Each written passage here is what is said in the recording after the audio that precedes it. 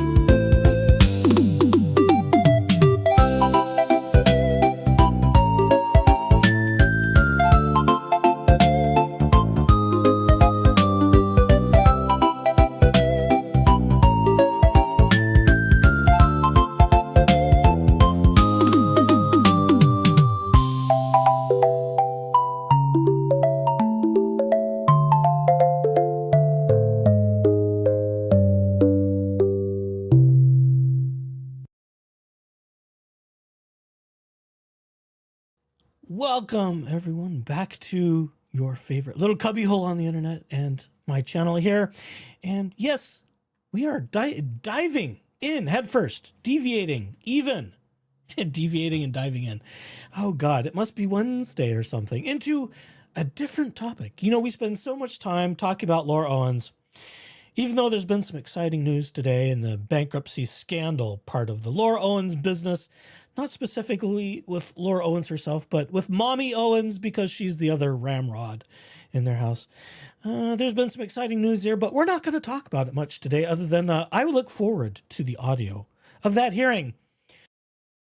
And because I'm not alone, there's this funny guy here too. Hi, everybody. Yes, here he is, Jeep Daddy himself. Happy Wednesday. Is it still hump day? Is it technically? Technically, I don't know, like, Hump Day was probably like at midnight because this is a short week for those of us in the U.S. Yeah, thank God for that. No, I get a little breather, another reprieve, which is nice. I can't have too many of those. Yeah, you're not allowed too many. No, it's just, it's unfortunate is what it is. Yeah, a little bit. But what do we do? Hey, well, what we do is we go get mud on the Jeep. Well, that's what you do. You get all muddy. Well, I try not to get muddy, but I mean, how can you not, getting out of a dirty Jeep? It's like, what? It happens a little bit. You wearing a Teflon suit? Nothing sticks? No, I'm not Teflon daddy. Oh, okay. Just checking. Teflon daddy? I don't know. I got to work on that one. So isn't this weird? I don't know what to do. We're not talking about Laura Owens. I'm like trying to quickly load in other stuff into my head. And I'm going, oh my God. It's more than Laura Owens. This thing is more than Laura Owens. It's voluminous. It's the gift that keeps on giving. And the depths of this thing it blows my mind, to be honest. Because some things have happened in the last 24, 48 hours that I'm going, this is like walking into Laura Owens midstream.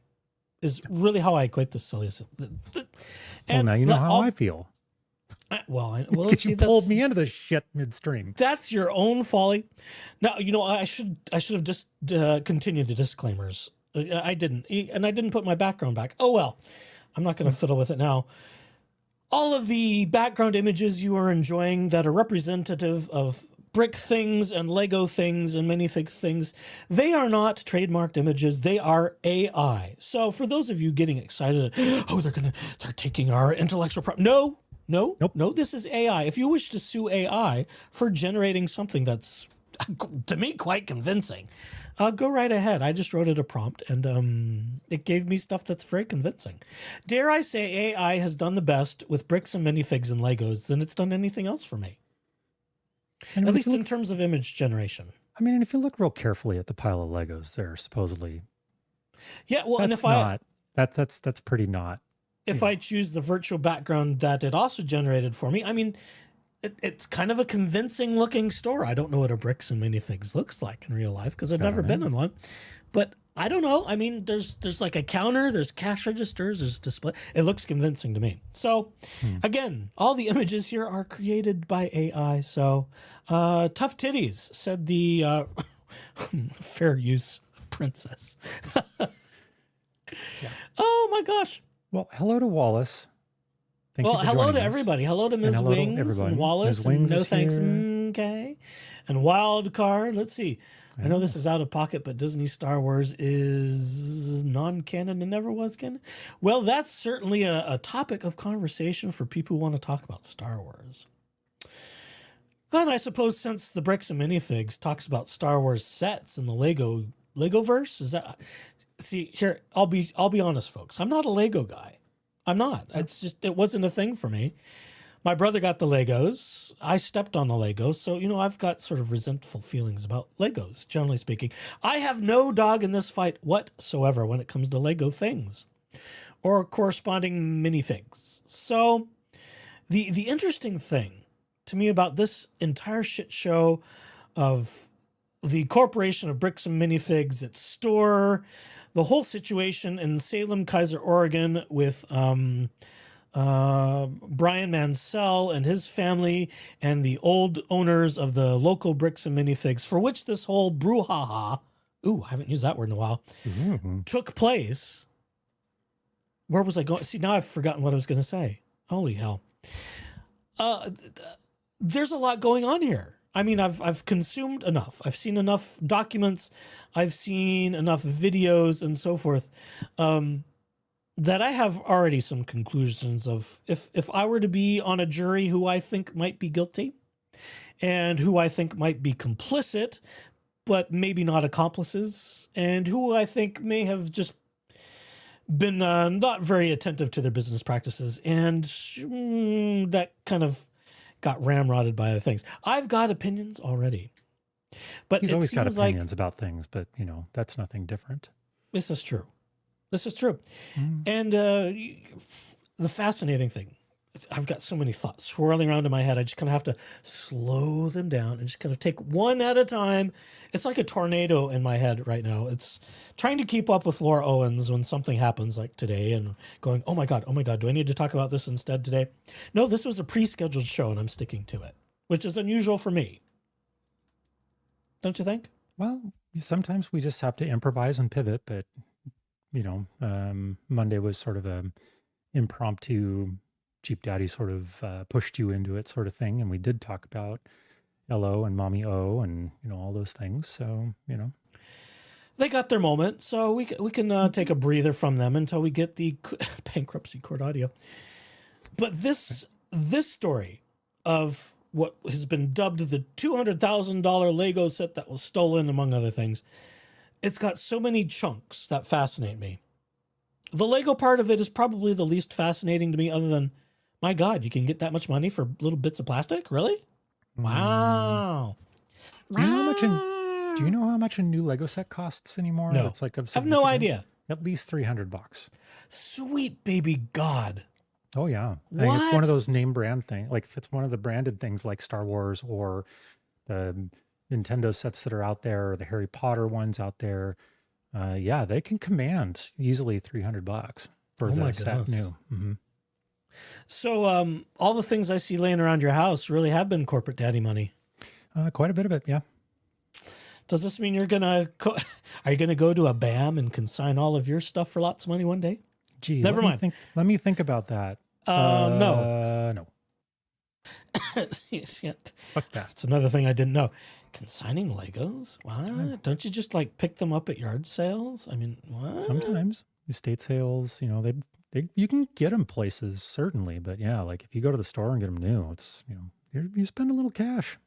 I suppose when Lego products diversified beyond the basics of various size blocks and little bits and pieces, that's when they got more interesting.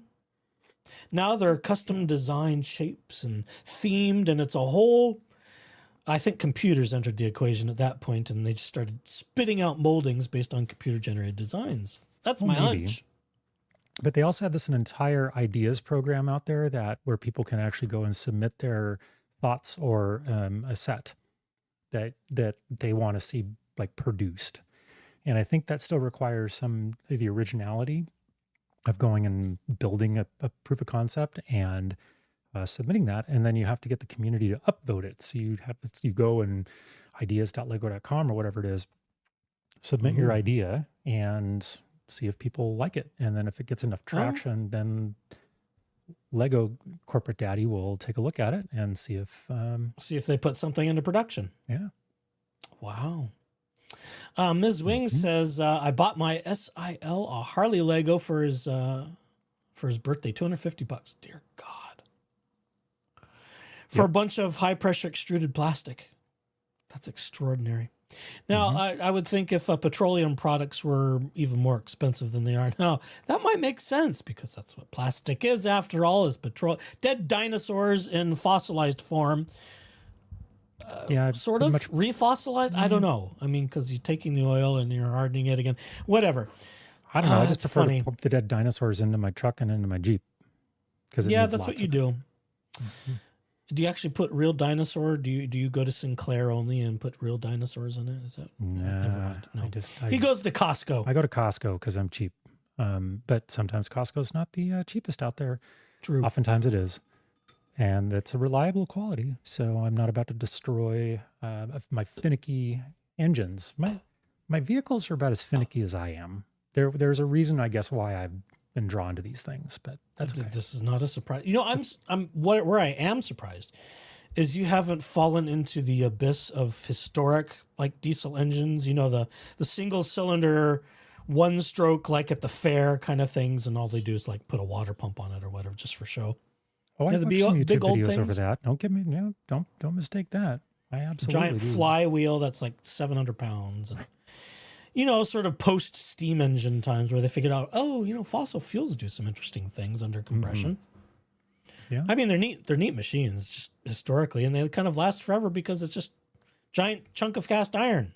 Like the old tractors from back in like the 60s and 70s and that were built with Detroit diesels, those things are damn near bulletproof. They're about as bulletproof as the new upper end Cummins diesels, like the one that I have in my truck. Like those things can sit for 20 years, and you give them a little bit of TLC and just make sure there's nothing egregiously wrong, and those damn things will fire right up. Come back to life. Yeah. Oh yeah, and just roar all the hell. The rest of the machine can be complete shit, but by God, that engine, it is going to smoke and putter, and it's eventually going to go and it gets happy again. It's amazing. It's happy. Good. Back when American automotive engineering and just engine design was probably a little more robust than today. Maybe a little bit. But I digress. That's capitalism, that's industrialization, and that's profit margins. What can we do? Yeah. Okay, so where are you going to take us? How are you going to get us started into this whole nonsense? I think I want to start by the fascinating chunks. And for me, it's not really so much about the Legos. That's where I was starting. It's all the other pieces. It's the pieces of kind of corporate gray area and ethical concerns. Unintended here. What? It's about the pieces. It's about the pieces. I don't have the drums loaded. Found my button. And then now I'm dropping a bunch of things on the floor. I've discovered that things tend to sound a little better when I'm not running it through voice mod and the Stream Deck and all of that stuff. So I'm kind of shying away from it. I've got to figure out if I can separate audio that way. Then I could just use Stream Deck to trigger noises and things, and it's not running it for. Yeah, we'll see if my IT professional sitting next to me can help me figure that part out, or if I'm just wishing for too much. But the pieces that interest me are not so much about the actual Lego set. It's about what happened. It's about the social dynamics that allowed that to happen vis-a-vis the corporate culture of Utah, which stems from the corporate culture of Mormonism, and also sort of the patriarchal control of things, and the side pieces of Mormon culture that turn into, hey, I've got a buddy who works for the police department. Can you help me out here? Hey, we know this judge we could put this before who will favor us. Can we do that? Now, some of this is speculation on my part, but some of it, based on some of the video I've seen, is not speculation. Well, so that's disturbing. And if that's not enough, what the American Fork Police did as this whole thing kind of evolved and carried on, RecklessBen wanting to do some things, trying to, make more of a public show of it.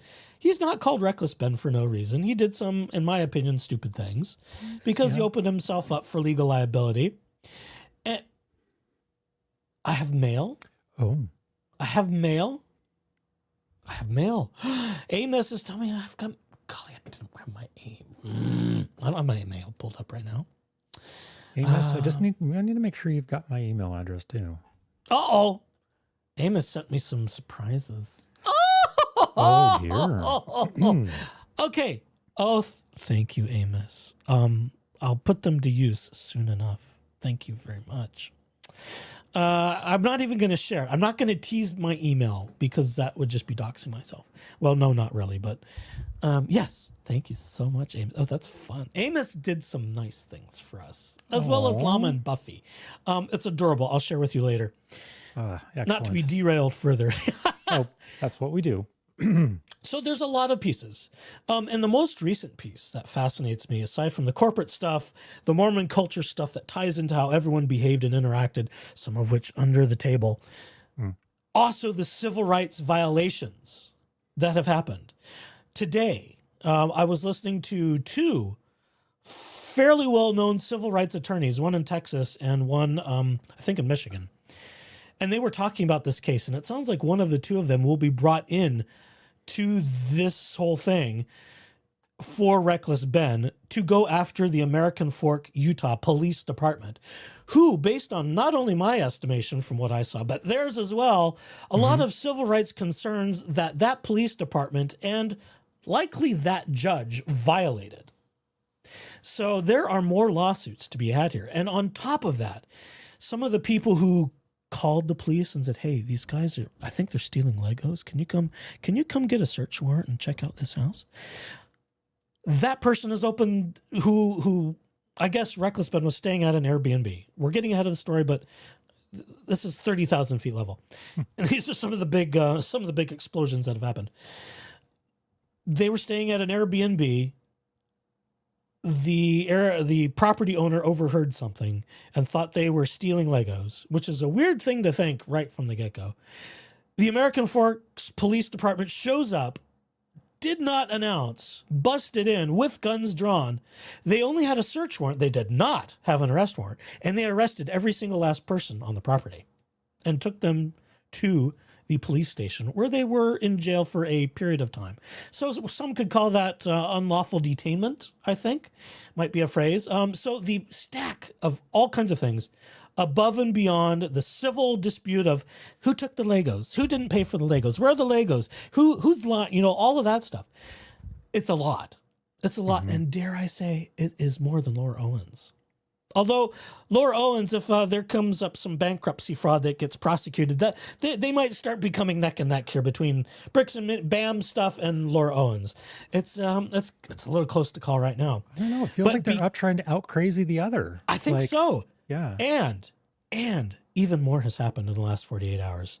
RecklessBen has filed a motion to take his case to federal court. So the ante has been upped.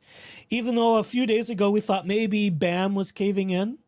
They were kind of like, okay, well, we'll modify the TRO, this, that, and the other. I think there were concerns that this judge, who sounds like he has a bias based on what I saw, and we'll get to some of the filings at some point, probably not tonight, maybe, we'll see. Oh, there's so much. There's so much. Mm-hmm. When you take something to take it to the federal court level, partly, there's some good reasons to do so, because you can get a little bit better impartiality at not being a local judge who's elected. You've got people in different states and jurisdictions. It can make some things a little more streamlined. It can make it a little more even and fair, rather than relying on the local level jurisdiction to do the right thing. Mm-hmm. And because Mormonism operates within its own cultural society, yep, the odds of you getting a sympathetic Mormon judge to the sympathetic Mormon-owned corporation, because the guys who own Bricks and Minifigs are Mormons. Ammon McNeff is as Mormon a name as it gets. It doesn't get any more Mormon than that, unless Ammon your name is a Lamanite in the Book of Mormon. He forsook being a prince in Nephite territory. He was like, I don't know, one of the sons in line for the throne of Nephite kingdom in the Book of Mormon. He forsook the throne to go off and teach the dark-skinned Lamanites the truthfulness of the Mormon gospel. Or in their theology, Jesus came to the Americas to teach the Native Americans, which they call Nephites and Lamanites, who came over on sort of a semi-submarine boat from Jerusalem. It's the most absurd thing ever. It is. And that's the most, and Echoes isn't joking. Like, I'm tired already. I'm done. I'm tired. It's easy to do because look, it's all of this. And so like Echo, like, to our dear audience and listeners and replay crew, Echoes isn't joking about that. Like, I could literally go out to the garage, go get my quad and read the passages about how they describe the wicked people. And you have to explain words like quad. The quad is the entire collection of Mormon scripture, yeah, so basically which includes the King James Bible, Old Testament and New Testament, the Book of Mormon, the Pearl of Great Price, and appendices. Yes. So there, I could go out there. No thanks in cases. I'm sorry. What now? Yeah, I know. Yeah. See, you're going to learn lots of Mormon buzzwords when we talk about it, because it's important. And maybe at some point I will go have, I will, not tonight, but maybe at a future, episode here, We'll have a small little, devotional session, or, if we do this on a Monday, we'll have family home evening and we'll read a couple passages. I'm having PTSD. Good. Just kidding. So am I. But the thing is, folks, is that I know that a lot of you have been listening to this. Stories that my teacher tells to me. Bum, bum. All about the Lamanites and That's enough. You're going to get copyright struck. That's enough. That's enough. I'm not even using real music. It's silly voice. I know, but those they're just as silly. I know, they're litigious AF. Oh my God. Yeah. So the thing that where Echoes and I are going to bring an interesting, unique perspective is that we were both pretty well steeped into the Mormon culture. Like, we've talked about this on previous streams, so I know I'm not oversharing anything about myself. And I know Echoes has talked about this a little bit too, but we both spent a significant amount of time within the Mormon church, and we have many insights into the operations of how that thing works and sort of what it was back when we were just little youths trying to go around and do all the blessing of the sacraments and things, and how they've tried to change their perspective and their public appearance, but yet they just continually fail to do so. And it still leads to shit like this actually happening, where everybody riles in to protect each other. They circle the wagons. Yes, exactly right. But despite being in the public sphere. For Mormondom. Yeah. So it doesn't matter that this is just about, like, it's Legos? Not a matter of in the Legos or whatever. This is about, like, using every connection and everything that you have to protect your own people, even if it is straight up into the legal sector and the legal system, and anybody who's trying to say anything anti about it, they're going to come around and they're going to go after that or somehow try and protect that. So just buckle up, folks, get ready, because this is going to take some really this wild is going to be a multi-part series. And while we're already 25 minutes in, I will thank Llama from True Crime and Wine Time for sharing her notes with me, and also Miss for sharing her artistic AI and whatever other creative skills she's blessing us with for this story. The cute little minifigs that you saw in some of the other intro stuff, that all comes from Miss. And her generosity, making Jeep Daddy and myself our cute little figs. They're just so adorable. They're so cute. So another layer I want to put onto this, especially the judicial part, is in Mormon culture. Men in the Mormon church are the head honchos, right? Mormonism is a very top-down, patriarchal, high-demand religion. Like many in America are. Let's be frank about that. But the thing with Mormonism is that it likes to push among the men especially, not only heavy involvement in the church, but also they want men to structure their lives in such a way that they are the sole provider for their family and however many kids they end up having. So the church puts a lot of pressure on men to be high income earning breadwinners, very strong in their whatever it is they do professionally. And Mormon culture pushes men to be in a very high affluence, high influence line of work. Be that, come on, brain, be that law enforcement, be that the judicial system. Mormonism pushes lots of lawyers. You will find lots of lawyers that are LDS because it likes to push that. There are reasons in Mormon structure and society why they want so many professional people. Doctors are another big one. Dentists, people in healthcare, high income earning healthcare. Brick and Mormon. Say that? Almost every dentist I knew back in the day was a freaking Mormon. Dentists, dental care, high-level executives, business professionals, all those kinds of things, all the high-yield income positions. And let's not forget, 3-letter agencies. Yes, government. Yep. Utah is one of the highest recruiting grounds for the CIA and the FBI. And the NSA as well as has big corporations, credit card companies. There is a massive presence of the NSA in Utah, and it's very deliberate. Oh, NSA, that's another one. Yeah. So they're and I mean, there's plenty of Mormons at my corporate daddy too, right? So, I mean, and I just kind of get the icks, every time that kind of comes around. But yeah, they want people in all places and all corners of everything they possibly can get you in. And especially if it has something to do with law enforcement, judicial, government oversight, control. It's about control.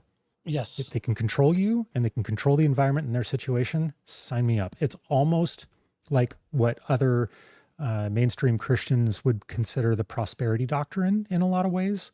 Because the more that you make, there's a reason why even the local leaders, not just the old rotten raisins over in Salt Lake. The old men who run the business from the corporate headquarters of Salt Lake City. Correct. But there's a reason why even the local leaders and stuff on the what you would call the stake level, which is basically like it in a normal church, that would be like a parish, like a Catholic terminology, like a parish. And this is like congregation. Congregation. This would be the parent sort of like next level up that constitutes multiple wards and multiple parishes. Stakes. Who came up with these names? The same people that came up with all that bullshit that sits inside the Book of Mormon, probably. It's like, I mean, I kind of get the wards thing because, Louisiana has different wards, sure, but the stake thing doesn't quite. I mean, it's spelled Stake. It's like stakeholders. I mean, it's some of the naming structure of Mormonism still escapes me.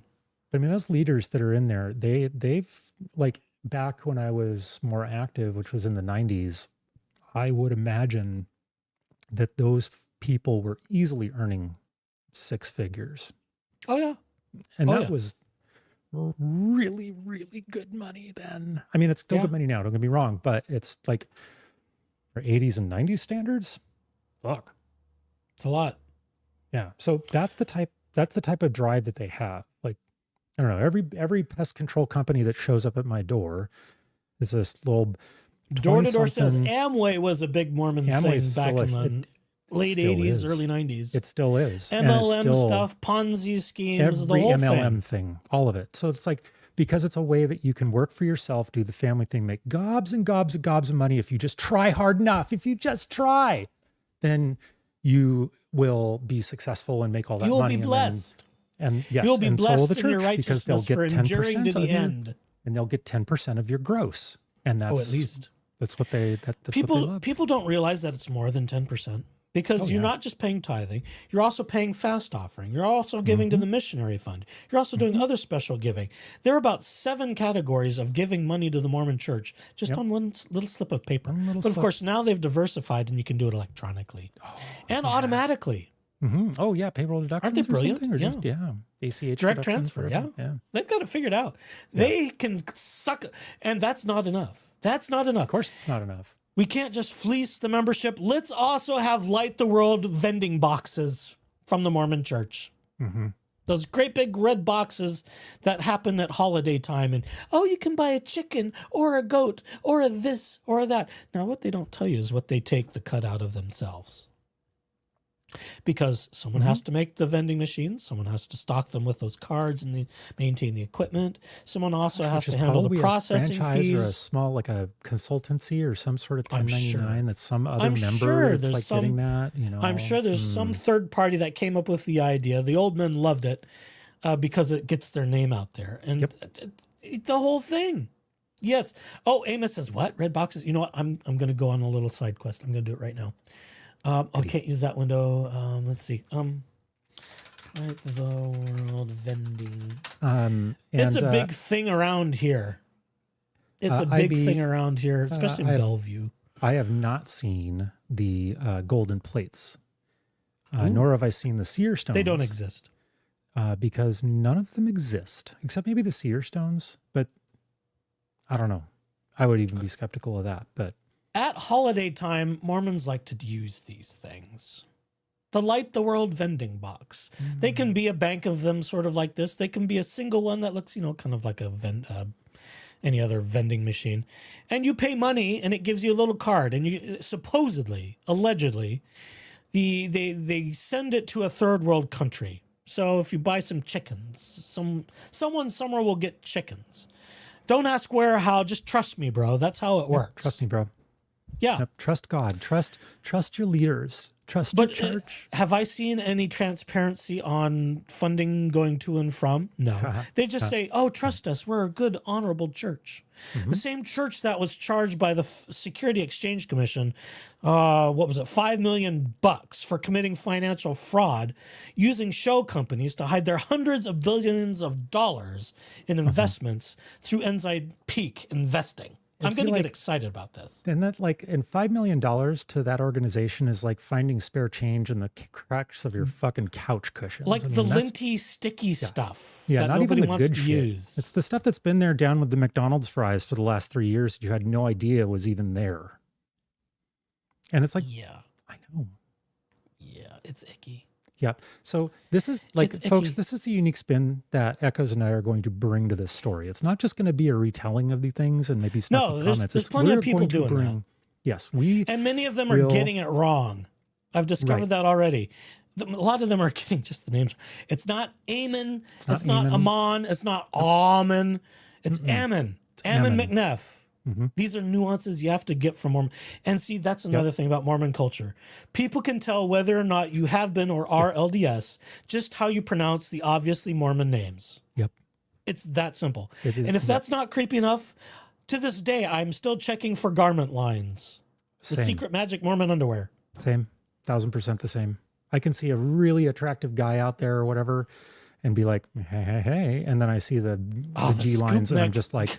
The scoop neck into the knees, yeah. Yep. Boo. Damn it. Boo. Although now that's becoming a little bit more nuanced now that they've got the cut off, the muscle shirt garments. So now it gets a little bit more difficult. It's easier in the summer when they're all wearing shorts, and then suddenly it just kind of pulls up a little bit. You can see the white. Those still go all the way down almost to the knees. So, I'm told they are getting not that shorter. I'm looking or being lewd or anything. No. Well, if it's out there and you see it, it's in public. But I'm told the lengths, the inseam lengths on the bottoms are getting shorter too. So I'm told. Maybe. I'm told they're shorter now than they were when I had to wear them. They can wear that. Women can show a little bit of shoulder now. So can men. Yeah. Wow. You know what's so funny is they rolled that out, the sleeveless garments in Africa. Oh. And there was like a black market of garments from Africa to here because it was only there for a while. But now I guess they're available everywhere, and now everyone's jumping the gun to buy the less modest Mormon garments. The irony, the modesty culture, the purity culture of Mormonism is one of the many curiosities. Doesn't have much to do with Legos, not a whole lot, but it is a curiosity. But it's all part of it. This all has to factor into the conversation. It doesn't. You don't get to separate something like this when there's so much involvement with a culture like the Mormons that it's impossible to separate. So you can't have this story without talking about and accurately talking about the church and the shenanigans and all that fun stuff. Yes. And I suppose I should lay my Mormon credit out on the table that I was active consistently for 24 years, but I didn't resign my membership till 2021. It took that long to get it done. Yeah, I think I was active up until I was about 22-ish, 23-ish or something like that. I did not go on a mission. I knew enough about myself. Well, I knew enough about myself, but let me tell you, Echoes, the way that I got out of going on a mission, going to the Army, was going into the Army. Now, I got to I'm not sure which is worse. I can tell you which is worse, because I actually learned things and became a better musician by going into the Army band and serving there. Then you saved yourself by not going on a mission. Correct. But there was the pressure when I got back to do so. And yeah, it became a thing.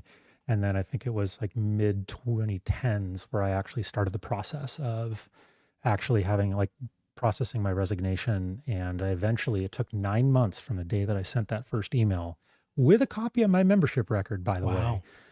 9 months of correspondence back and forth to actually have them send me the letter. Yeah, see, I tried to do the whole, quitmormon.org thing, and it went nowhere for me. And I didn't want to go to the point of prosecuting it. Because it was just frustrating. It's like, this isn't worth trying to lawyer up to do it. So it just kind of it turned into one of those things where right after COVID, I don't know how this happened. The local ward was transferred my records and they sent me emails. I don't know how the hell they got my email, but they had it. They had my email and they tried to email me a couple times. My really old email that I don't hardly use. The bishop of the local ward who emailed me also CC'd the Elders Quorum president, said, "We just received your records. Welcome to the ward. We'd love to meet you," and blah, blah, blah, blah, blah, blah, blah, blah, blah. I shut that down real fast. I said, I don't know who or how you got this. I've been trying to get my membership resigned for years. I said, I'm happily gay. I don't go to Mormon. I go to different church. It was like a paragraph long conversation of how much of a raging apostate I am. And there was really no response. But within a week, I received a digital email confirmation from Salt Lake City. At your request, your records have been removed. I still have it. I should print it out on cardstock and frame it. I've got mine printed out. It's in my little memories box. Wallace asked a question. Let's see. Did you get your records removed? Echoes and off. As much as Mormonism allows. Now, let me preface that. When you resign your membership, it doesn't go away. You are forever, and I mean this seriously, forever in their database. Yep. All it does is give them an annotation if you're a member, active or not member. I'm probably a member of the Asterisk Club, as is Jeep Daddy, most likely, because anyone who doesn't fall into the categories of being heterosexual, cisgender, whatever else, will have a little asterisk next to their name. And more often than not, there could be secondary notes in your membership records why you have an asterisk in your name. So I'm sure I'm one of those because I'm just public enough about it where I'm... And since I revealed it to a bishop when I asked for my name to be removed, when they last contacted me a few years ago, I'm sure I was given an asterisk next to my name. And I'm like, well, whatever, I don't care. I'm pretty sure mine. Anyone who's been excommunicated has an asterisk. I mean, the list for having an annotation is so extensive. And like I commented to answer Wallace's question as well, like kind of just plus one what Echoes just said, the records are never really deleted. No, they're not. You are there in perpetuity, whether you are active or not, whether you remove your records or resign or not. You are always in their database. Because all you have to do, they always want you coming back. And they say in your resignation letter, if you ever wish to return to the church and or be rebaptized, just see your local bishop. So the records never go away. All your information is always there. Always. Yeah. And the thing is like it was brought up in chat a little bit about the records and sort of like baptizing. One of the rituals that they do in the temple is called baptisms for the dead. Yep. And that was a huge controversy about that because they were going back. Jewish people especially. Yes. And they were basically, they farm genealogical records and other, like even members who want to do their own family history search, because not everybody was Mormon from the time, eternal all the way up to now. So they go through and they stitch together the family trees and then they submit them to familysearch.org, which is a church-owned website where the family trees and names, date of births, like details, who you were married to, who did you get divorced from, when did that happen, how many kids did you have, what's all that, blah, blah, blah, blah, blah. So they will go, and if you're not a member, they will provide a list to the temple workers to go in with that, and somebody will be baptized via proxy, which is all part of the magic shit that goes on there in the church, in the temple.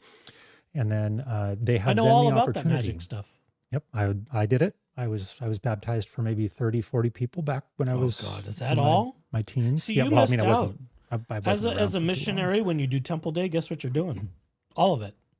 Yeah, and it's. I chose not to get dunked.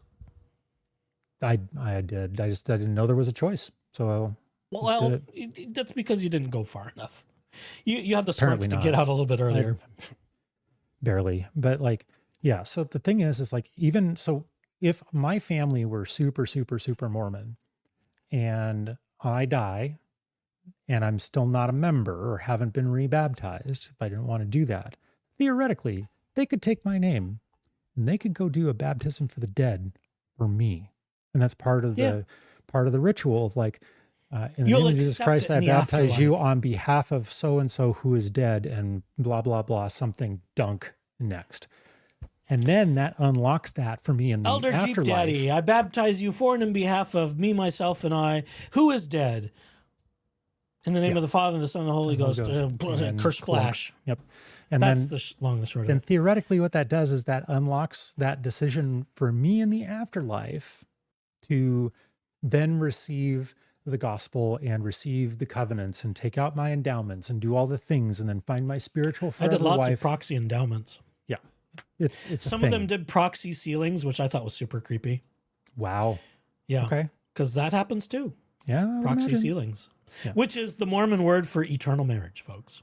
Yes. When you are sealed in the temple, you are married for all time and all eternity. Time and eternity. And imagine doing that sitting in one of those little rooms where there's the marriage altar and you're like an unmarried dude missionary and you've got a sister missionary and you're going through the motions, sealing some. That creeps me out. That's like cosplaying marriage with someone you're not even interested in, but it's for somebody who's dead. It just gets weird that way. Well, the old temple ceremonies when you took out your endowments and did the secret handshakes and things where like 90-year-old men were grabbing your junk, is probably a little and when I did the endowments, you were still getting naked. You don't get so naked these days. You put the garments on first and then they touch things. But when I did it, you were buck-ass naked. And they touch things with sacred oils and bless them. That's the... Yeah. So that's the special flavor, folks, that you're going to get. That's your special flavor when you come and listen to us talk about this whole thing. We've made them go completely off topic. No, actually, because Mormon culture is a big part of this story. Because how Mormon culture infiltrates your life has effects on how you conduct yourself in professional spaces. Especially when you're the CEO of a fairly good-sized corporation, so they claim, although their offices didn't seem to have lots of people in them. So I kind of wonder if the valuation of their corporation is legitimate or if it's a little bit inflated. Maybe a little I bit. have lots of questions. Wouldn't be the first time some Mormons went out there and exaggerated about things. But, Well, considering Ammon, see, now I'm starting to do it. Ammon McNeff's history, he worked his father's business, Legally Mine, for a period of years. He sued his dad. Well, both him and his brother Matt sued his dad and the business, supposedly for misappropriation of like COVID relief funds. So already there's a litigious Mormon family suing each other from the get-go. Wow. And then this guy kind of gets out of that business of his father. His father's MLM. Well, I'm going to call it an MLM because that's what I believe it to be. Should we just sidetrack all over the place rather than talk about the actual story? Well, sure. I mean, it is a sidetrack. It's relevant at some point. It's premature, but it'll make sense later. His father started a business called Legally Mine, and it's sort of a company that sets itself up to build, I want to say, tax shelters for medical professionals to reduce their financial risk should they get sued. Some of that's legal stuff. Some of it, I think this business particularly, is questionable. The business that Ammon McNeff's father, Daniel, started, Legally Mine, has tried to branch out. It tried to branch out in Ohio, and they were sued by the state of Ohio for practicing law without a license by claiming that, okay, well, you know, our business, Legally Mine, we'll set you up and it's all legal, that we can save you money and that we can protect you from being sued by putting your assets in certain LLCs that are distant from you but connected to you. It's questionable. I know there are legal avenues for it, but it's questionable.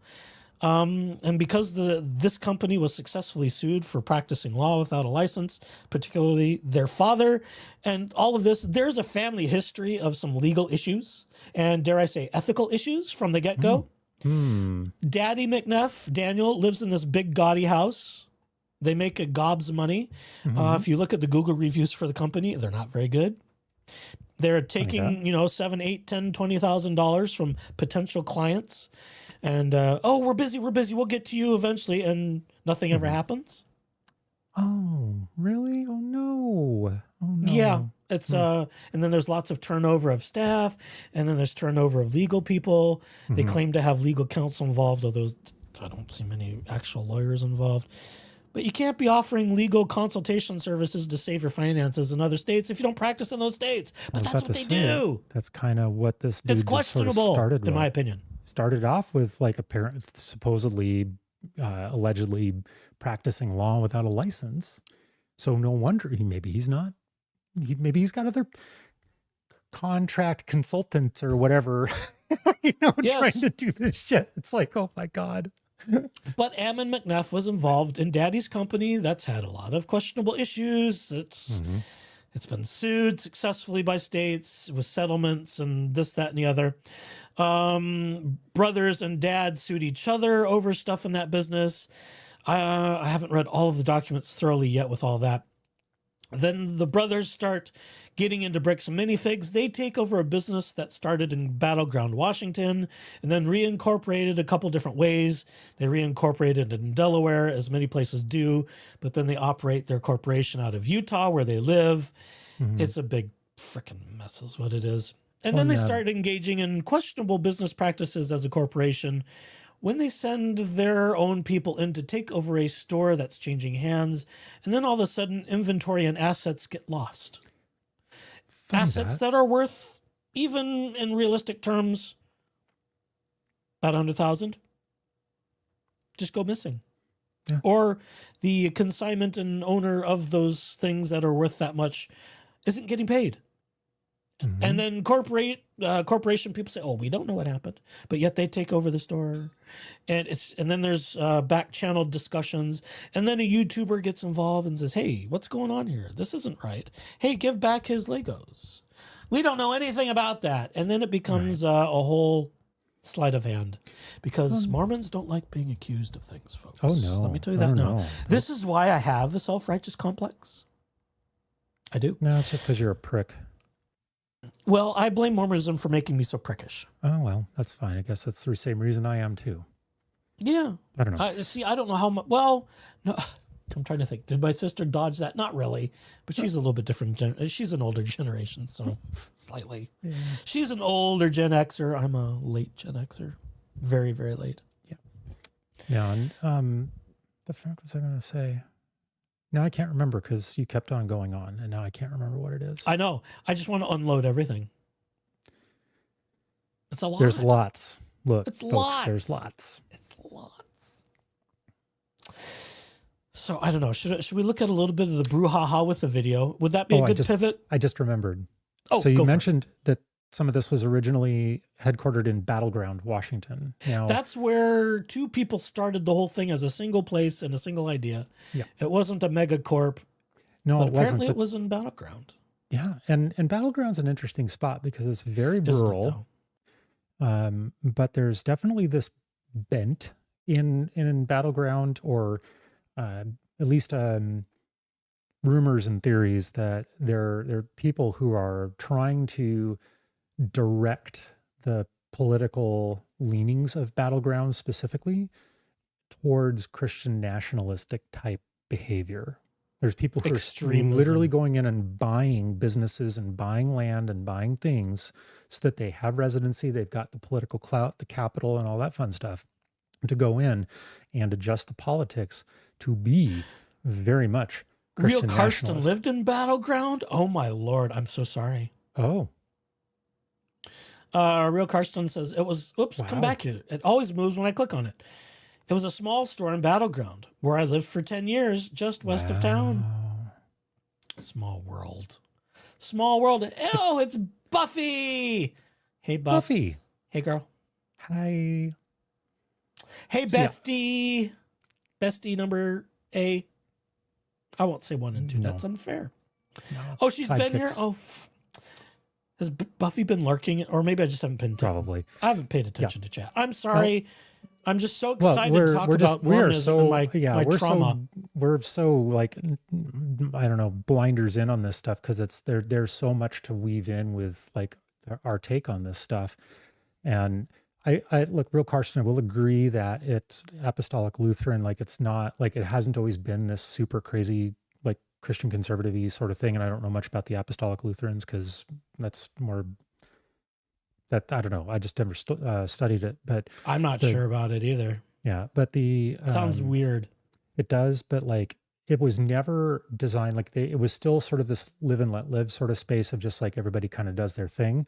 But there's been this concerted effort lately of like going in and trying to have that be some sort of new nexus of things. And like Washington State has plenty of Christian nationalist type behaviors. Like the other side of the eastern side of the state is well known. If you just type into the search boxes or ask the robots about the state of liberty, you will find out all sorts of crazy lunatic shit that's like not quite up to Mormon level shit, but it's there of how they want to create this state of the state of liberty that has religious freedom and Christian foundational beliefs and blah, blah, blah. Yeah, somehow religious freedom equals Christian nationalism to them. It's bizarre. Well, of course, because that's where their fucking brains are stuck. Well, they're brainwashed. Well, yes, just like the people in Utah. The funny one I find is the guy that's got a sign that says, learn the Constitution in 1 year. It's a whole website. And all he's selling is sovereign citizen bullshit. But it's like pay to play sovereign citizen bullshit. I'm like, oh God, there's a scammer who's advertising off the freeway. They're making their fucking in the farmland, for Christ's sake. In the farmland, he put up his own billboard on his farmland to sell himself on Christian nationalism. It's bizarre. That's right up there with that sign down. Sovereign citizen, sorry. Well, there's probably some Christian nationalism mixed into that too because of where he is. It's kind of that same deal with that sign and just outside of Chehalis that was the Uncle Sam sign that like had the controversial, the big time.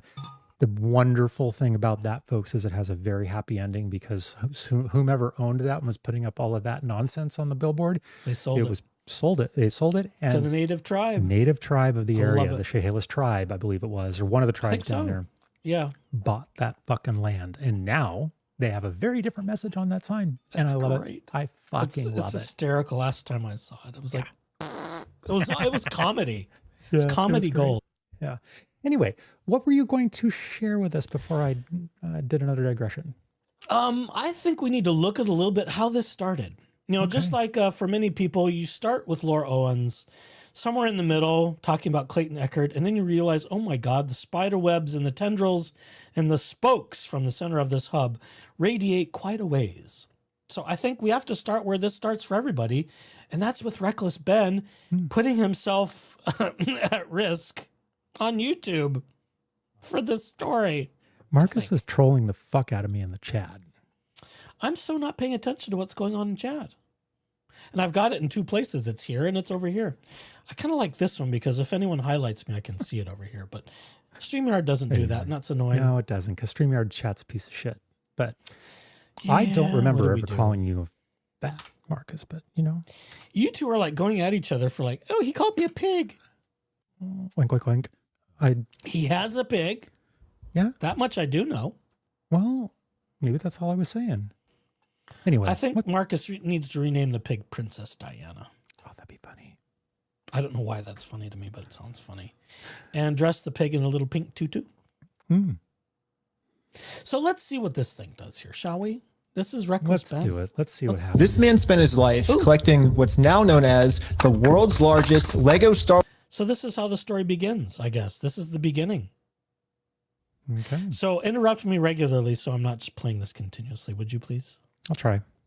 Wars collection ever. It's estimated to be worth around $200,000. And that number has since been revised, but this is the number everybody goes with because this was an initial. Come over to my house, look at all this stuff we've got. Oh, that could be 200,000, and then as they go through an inventory, it's more like 100,000. But it still sounds good. Little bits of plastic being over $1,000 is Stop it, Echoes. Stop it. You know this is ridiculous BS, but what? The price of Legos. We've covered this. I know, but I still can't get over it. I mean, for a fancy Lego collection, you could buy a nice piano. True. Yeah, isn't that frightening? Then the entire one of those things is handcrafted, and the other is spit out of a plastic machine. There's that. Oh my God. Oh, thing got stolen, and the police are actively working. What's with the little blurry dots in this? That's what I want to know. What are we trying to censor here with the blurry dots? With the thieves to cover the entire thing up. But the craziest part is that the collector doesn't even know that his collection's been stolen. Well, he does now. I think when was this done? This is like a year or so old already, I think now, isn't it? Hang on a second. Let me take it off full screen. This is only a month ago? Oh my God. I know this story's been going on for a little while now. Wow. But okay, whatever. Okay. Yeah, the collector's son, Brian, well, he reached out to me because he has no clue how to break this news to his dad. At this point, my father had a health episode. We can't bring any stress to him. The reason he's reaching out to me is because the police are covering this entire thing up. And at this moment, I promised Brian that I would not end this video until I get his entire world record Star Wars collection back. I like the animations. The animations are pretty This good. is some good production value. We've got who can I hire to do animations for us? I mean, hell, who can I hire to animate our minifigs, and we can just hide behind those when we talk about this story? I don't know, but That's what I want. It's like, the mouth moves when we're talking, and some kind of modeling. I don't know how any of that works. I don't know how it would work every time I went to take a drink. That could be funny. Could be funny. I've got to have a minifig that can hold a bourbon tumbler. Oh, we need an artist. Maybe Amos will revise yours to hold some alcohol. Amos, Jeep Daddy's requesting a flask on his minifig now. Oh my God, that would be brilliant. Be careful what you wish for. I know, right? But anyways, the thief of this collection is actually a corporation called Bricks and Minifigs. Bricks and Minifigs, the biggest toy store of its kind. Is the largest toy store. Bricks and Minifigs were not just your average Lego store. For collectors, Bricks and Minifigs is basically seen as the best and safest way to sell your Lego collections. I'm selling my Lego. Who decided that? Marketing. I mean, because obviously there's like legitimate Lego stores, right? I'm speaking from ignorance. Well, wait. Ask that question again. there's legitimate Lego stores. Yes, but you can't They sell say your, Lego. Yes, but that's a one-way store. You buy you your just Legos buy. there. You can't You don't sell them. sell them. You cannot sell your used kits there. Interesting. Yeah. If you can return them within their return policy, but it's not like you can go build them, enjoy them for a while or whatever, and then like take them apart and bring them back a year later. Or even if they're still sealed. So BAM was kind of 30 to 90 days, basically. It's basically the GameStop of Lego. BAM was tapping into an unexplored market by legitimate Lego then. Yeah, I suppose so. Well, okay. I guess kudos But I think to the GameStop analogy is accurate in that you can buy at GameStop, you can buy new games. You can also buy and trade your used games and get credit for it. You can go buy used games at a discount or whatever. But if you had like a collector's item or something, then, maybe you'd be able to get a few bucks out of it on consignment. I have thoughts about consignment anyway, but I could go on a fucking rant about that, and I'll let you get this video going here, consignment will enter into this picture soon enough. Good. So what I'm planning to do with them is take them to my local Bricks and Minifigs. Because there's so much She looks so Mormon. A little So too happy. excited. So A little too happy, just excited, but Oh my she looked very God. Mormon. Yep. Well, it's a whole new world with Mormonism, especially the ones that are on the internet. Mm-hmm. And particularly the influencer Mormons, which just make my skin crawl. Oh, that just makes me gag. Makes my skin crawl. Makes me Some of wanna them have are a so drink. insufferable. I just want to, face palm into my phone until I'm bleeding from the forehead. My God. positive media about them everywhere, Brian thought that this would be the perfect store to finally sell his dad's Lego Star Wars collection. So I wrote up a contract. In the contract, it says that these are still the family's Lego set. Buffy asks a very good question. How does one look Mormon? I'll let you go at that one first. Okay. Buffy, you're close. You're close. Yeah, it's Mormonism believes in modesty. yeah, so you're gonna have you're not gonna be wearing it doesn't matter what gender you are, you're gonna be wearing longer shorts that go down past the knee. You're gonna have longer shirts rather than tank top type things. You're gonna be neatly groomed. You're probably, if you're a dude, you're gonna be clean shaven all the time. Nice neat haircut, slicked back, or just nice, Well put together. well put together. Ladies will only have one set of piercings. They won't have multiple piercings in their ears. Right. Makeup will be light and tasteful. It won't be overly ostentatious. Dresses are usually below the knees as well. Yep. Back in my mother's day, they would make the young ladies get down on their knees, and if their skirts didn't go past their knees, they were in trouble. Oh, Even in the church office building where my mother worked. dang. Yeah. Did I tell you that story? No. My mother was the personal secretary for the head accountant of the church in the early 70s. I did not know that. Yeah, in her young years. She's a very young thing, which I'm sure pleased them greatly. Probably. If you can read between the lines there. Mm-hmm. I'm sure he was an old dude. But no, that she learned shorthand and the whole thing there, and she was the personal secretary to the head accountant of the Mormon Church.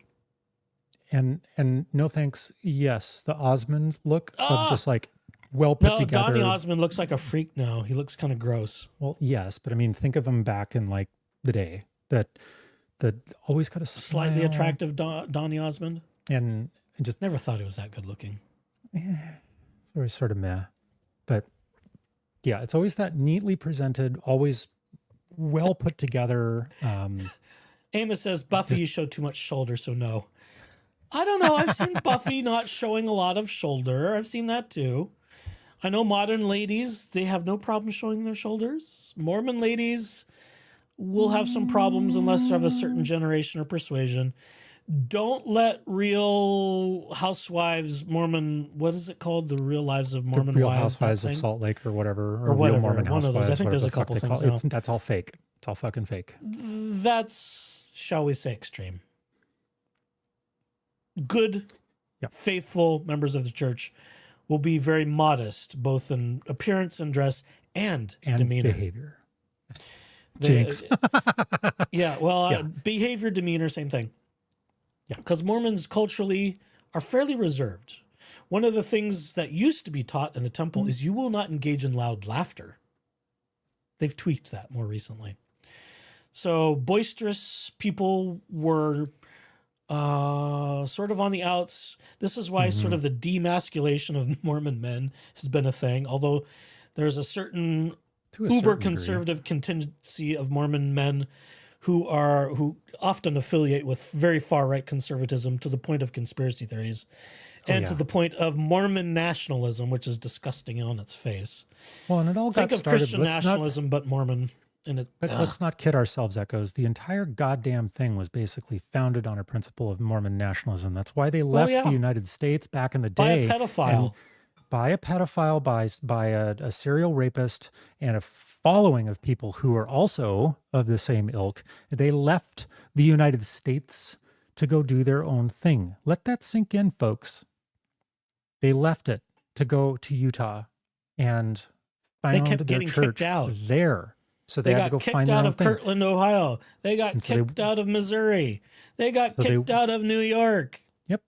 And so they left. Utah was as far as they could get at the time. It was. And so they found that place and they quote unquote settled it by mostly murdering all of the Native American people and tribes that were there. Mountain Meadows Massacre, Hans Mill Massacre. That's what they had to, that's what they felt that they had to do. So yes, Mormon nationalism is very fucking real. Don't you think for a second that if they couldn't turn the state of Utah and maybe Idaho and parts of Arizona back into some sort of Mormon run theology that they would do it in a fucking second? I'll take that bet. And that's why the idea of Mitt Romney running for president did not appeal to me. I didn't want a red phone to Salt Lake City sitting on the president's desk. No, because it wouldn't be the president running the state. It'd be the fucking church running the state. You are beholden as a temple recommend. Recommend is the little piece of paper that tells the temple that you're worthy to enter it. You have to be approved by your bishop and stake president to get a temple recommend. So your ecclesiastical authorities have to interview you, ask you sexually probing questions to determine your worthiness to enter the Mormon temple. Yep. You agree as part of the temple stuff, and I'm using that as a broad term, that you will behold yourself to the leadership of the church. You will hearken unto it as they hearken to Jesus, so they think. When the prophet of the Mormon church, he's called the prophet, but really he's just the president. He's the guy who owns the corporation because he's the oldest fart in the room. They revere him like they do God because they believe the president, the head of the church, speaks directly to God. Although you start reading some of the more private writings of them and you realize that their talking to God is no different than any other person trying to talk to God. They just are convinced they get an answer. Yep. One of the early things about that. Some of them have convinced themselves they have physically seen Christ appear before them. I'm like, wow, that's one hell of a delusional state. Well, and some of them have even gone so far as to say that they're either infallible or that because one of the unique things about Mormonism back in the day that attracted people to it back in Joseph Smith's time was that everybody had the opportunity to be in conversation with God. Not like the Catholics and not like everybody else. You had to proxy that through a saint. Well, give me a second. Okay, keep going. Because the personal revelation thing, and in very, very early stages of that, there wasn't a whole lot of constrictions around that. It was just kind of blanket, like, oh, sure, you can get revelation, you can get experience and conversation with God, sure. Where it became a problem was when those revelations and people spoke up that were against what Joseph Smith had wanted or had preached. And they had full legitimate things to say that God had spoken to them and said that X, Y, Z, and Z or whatever, then, and Joseph didn't like that, then he shut that shit down. And suddenly, just suddenly and coincidentally, the revelation changed, that it was revelation about your station. So you could get revelation about, as a dude, you could get revelation about being the head of your household. If you had an office in the church, like a bishop or a stake president or something, then you could receive revelation for the congregation, not somebody else's, but yours. So they put constraints around it because they didn't want people going rogue and contradicting they being Joseph and the power holders back then. That's all well documented from back then and researched to hell and high water. But yeah, that's kind of the deal there. Real Karsten asks an interesting question. Where'd it go?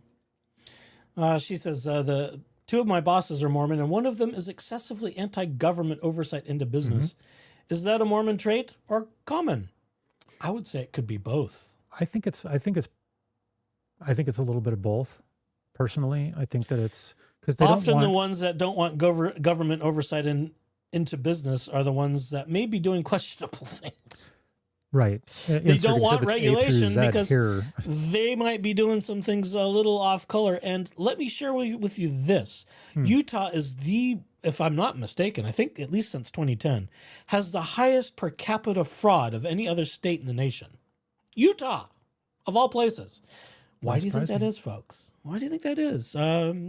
Ponder that a little bit. Yeah. Not only is Utah one of the highest fraud states in the country, but it's also the highest state of the use of antidepressants. Mm-hmm. Yep.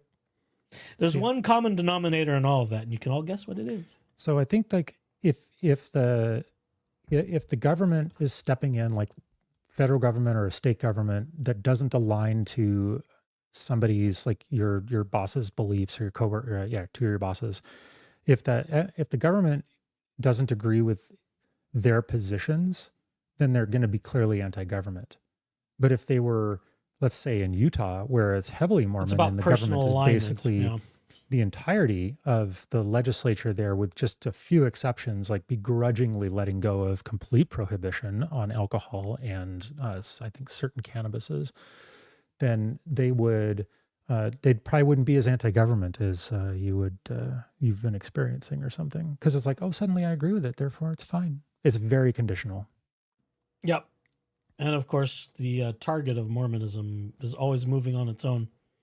Mm-hmm. Let's see. She also says he's pretty straightforward, but he always worries about allowing the government to dictate business regs like mandatory 401, etc.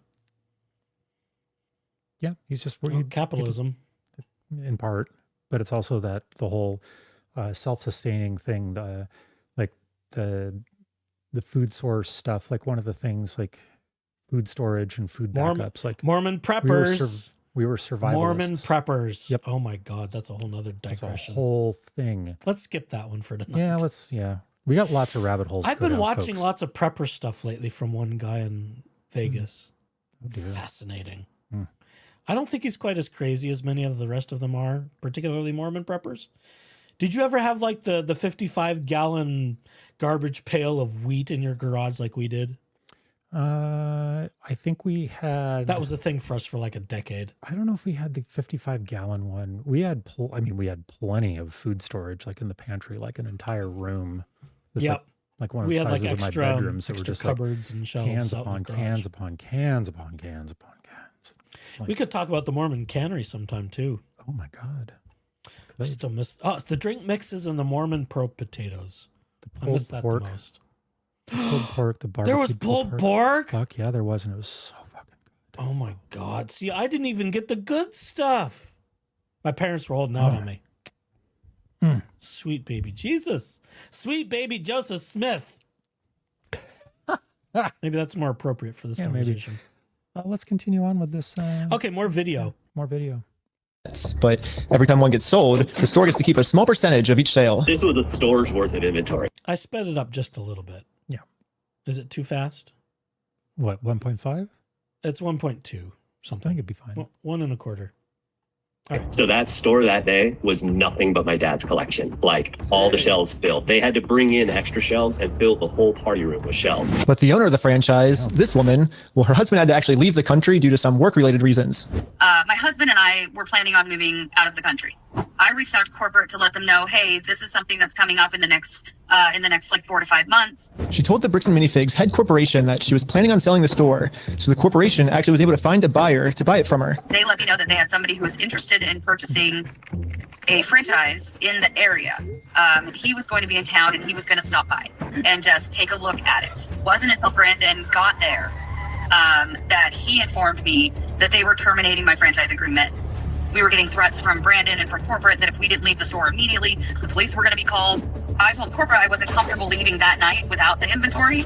I was also told I was not going to be able to stay there long enough to do that inventory. But we don't just have to take this woman's word for it. She was actually able to save all the security camera footage from that night, proving that everything she just said is true. All the footage and evidence is there. In the security cam footage, it's him at the store kicking her out. In that footage they sent us is Crystal asking him, how am I supposed to pay this guy? These are sets he has not been paid for. These are ones that he has not been paid his percentage yet. And if I don't have the tickets, I won't know how much I need to pay him. That's a business thing and not necessarily yours. He's taking on the business, he takes on all that. That's not that part. His own corporation. Uh-oh. Hmm. Uh-oh. Yikes. That's not going to play well in court. Nope. So smart of her to have the footage. Goddamn with right. audio. Mm-hmm.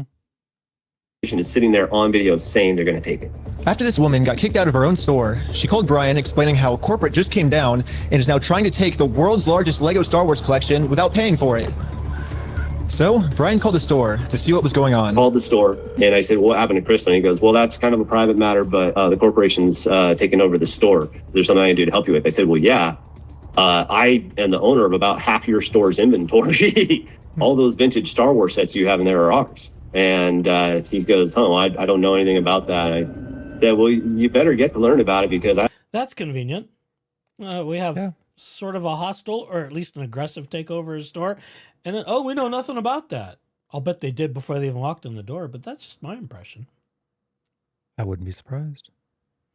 No, the subterfuge that appears to have been part of this is very interesting. Yeah. And of course, because I know how more of the story goes, I know that there's a lot of finger pointing and the corporation saying, well, it wasn't authorized and this, that, and the other. But well, the footage says otherwise, as do the contracts of the pieces of paper I've seen. I have a contract, I have photo evidence, video evidence, like that is our collection. So I went down to the store, brought a copy of the contract. We're like, you need to let me in back and let me see the sets that you still have. All you have to do is let me in back. We can go that route or we can go to court. That's what we should do. We should have a real figs made of us and we can just play. Jeep Daddy. Oh, Echo. Oh, Jeep. Yep. It could be like Punch and Judy with little plastic bits. That could be fun. That would be brilliant. And the guy just looks at me, crosses his arms and goes, let me tell you what's going to happen. If we go to court, we're going to drag this thing out so long and you're going to end up spending so much more money than your collection is ever worth or what you ever would have gotten out of it, that it ain't worth it, man. So if that's the route you want to go, and I go, that's really the route you want to go, rather than just letting me walk in there and he goes, well, what am I to do at that point? Bricks and Minifigs knows that this family, especially... What does somebody do other than, like, go to court at that point? You lawyer up. That's about all you can do. I mean, RecklessBen decided to engage in personal confrontation, which, I would say not the wisest idea to do.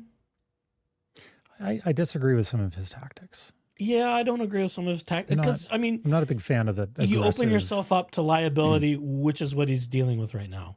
Yeah. You go on their property, you start getting no trespass. They start signing trespass orders. And then they say, you can't go anywhere. And then you start getting the friends within the police force sniffing on your tail. And then it turns into a shit show. It becomes a problem. And when you've got Mormon buddies that have Mormon buddies in law enforcement and other places, it's not going to go very well. It's not going to go very well for the non-Mormon. And once they start violating the law and then they get their tails caught in the fan, then it really gets ugly. Because if they have friends on the judiciary, then it could go in their favor, which doesn't mean that justice is being served. Nor does it mean that constitutional violations aren't happening either. It's just such a mess. Especially with the father's health, doesn't have the resources to take them to court. And almost mockingly, they've since flooded all of their social media with tons of pictures of Star Wars Legos. At this point, it seems like they're just rubbing it in this family's face that they stole the world's largest Lego Star Wars collection in the world, and they got away with it. Everybody is absolutely baffled. How the hell can a corporation get away with doing this? Yeah.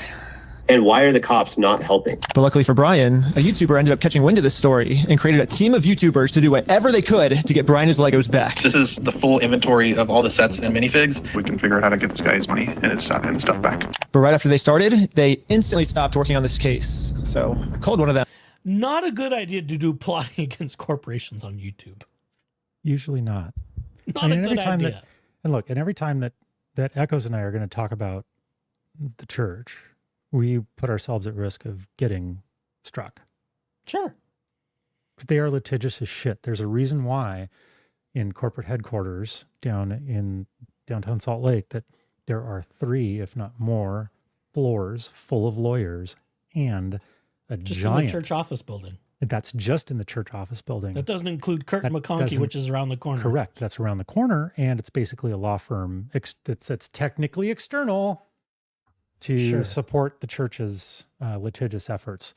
I mean, you put anything up on Wikipedia, you put anything on all of that that's anti, they will fucking hunt you down, and they will find it, they will strike it, you'll fix it to their narrative.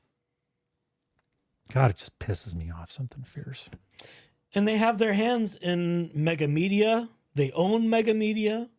Yep. The Mormon church has its fingers in all aspects of government, media, production, farming, you name it. They own large chunks of it. They are buying up large portions of the U.S. and other countries as we speak. Yep. If you ever see on the credits, hundreds of acres at a time. So if you see on the credits of a show or like a newscast or something that says Bonneville Communications, that's a church-owned entity. If you see Intellectual Reserve, that is a church-owned entity. And it all rolls up to the Corporation of the President of the Church of Jesus Christ of Latter-day Saints. And if I'm not mistaken, they also own significant stock in ABC Disney. Yeah, they have historically, that's for damn sure. And other such related things, especially things that will align to being quote unquote family friendly. Yep. So things like Legos and a corporation like Bricks and Minifigs, they could, I'm not saying they have, but they could buddy up to a family friendly corporation, especially if it's owned by a member of the church. So things that align with Mormon values, they will take special interest and or stock literally in. So that happens too. Oh yeah. The one of the famous ones was when they owned stock in the Coca-Cola Corporation, but forbade their followers from actually consuming it because of the caffeine. Yeah.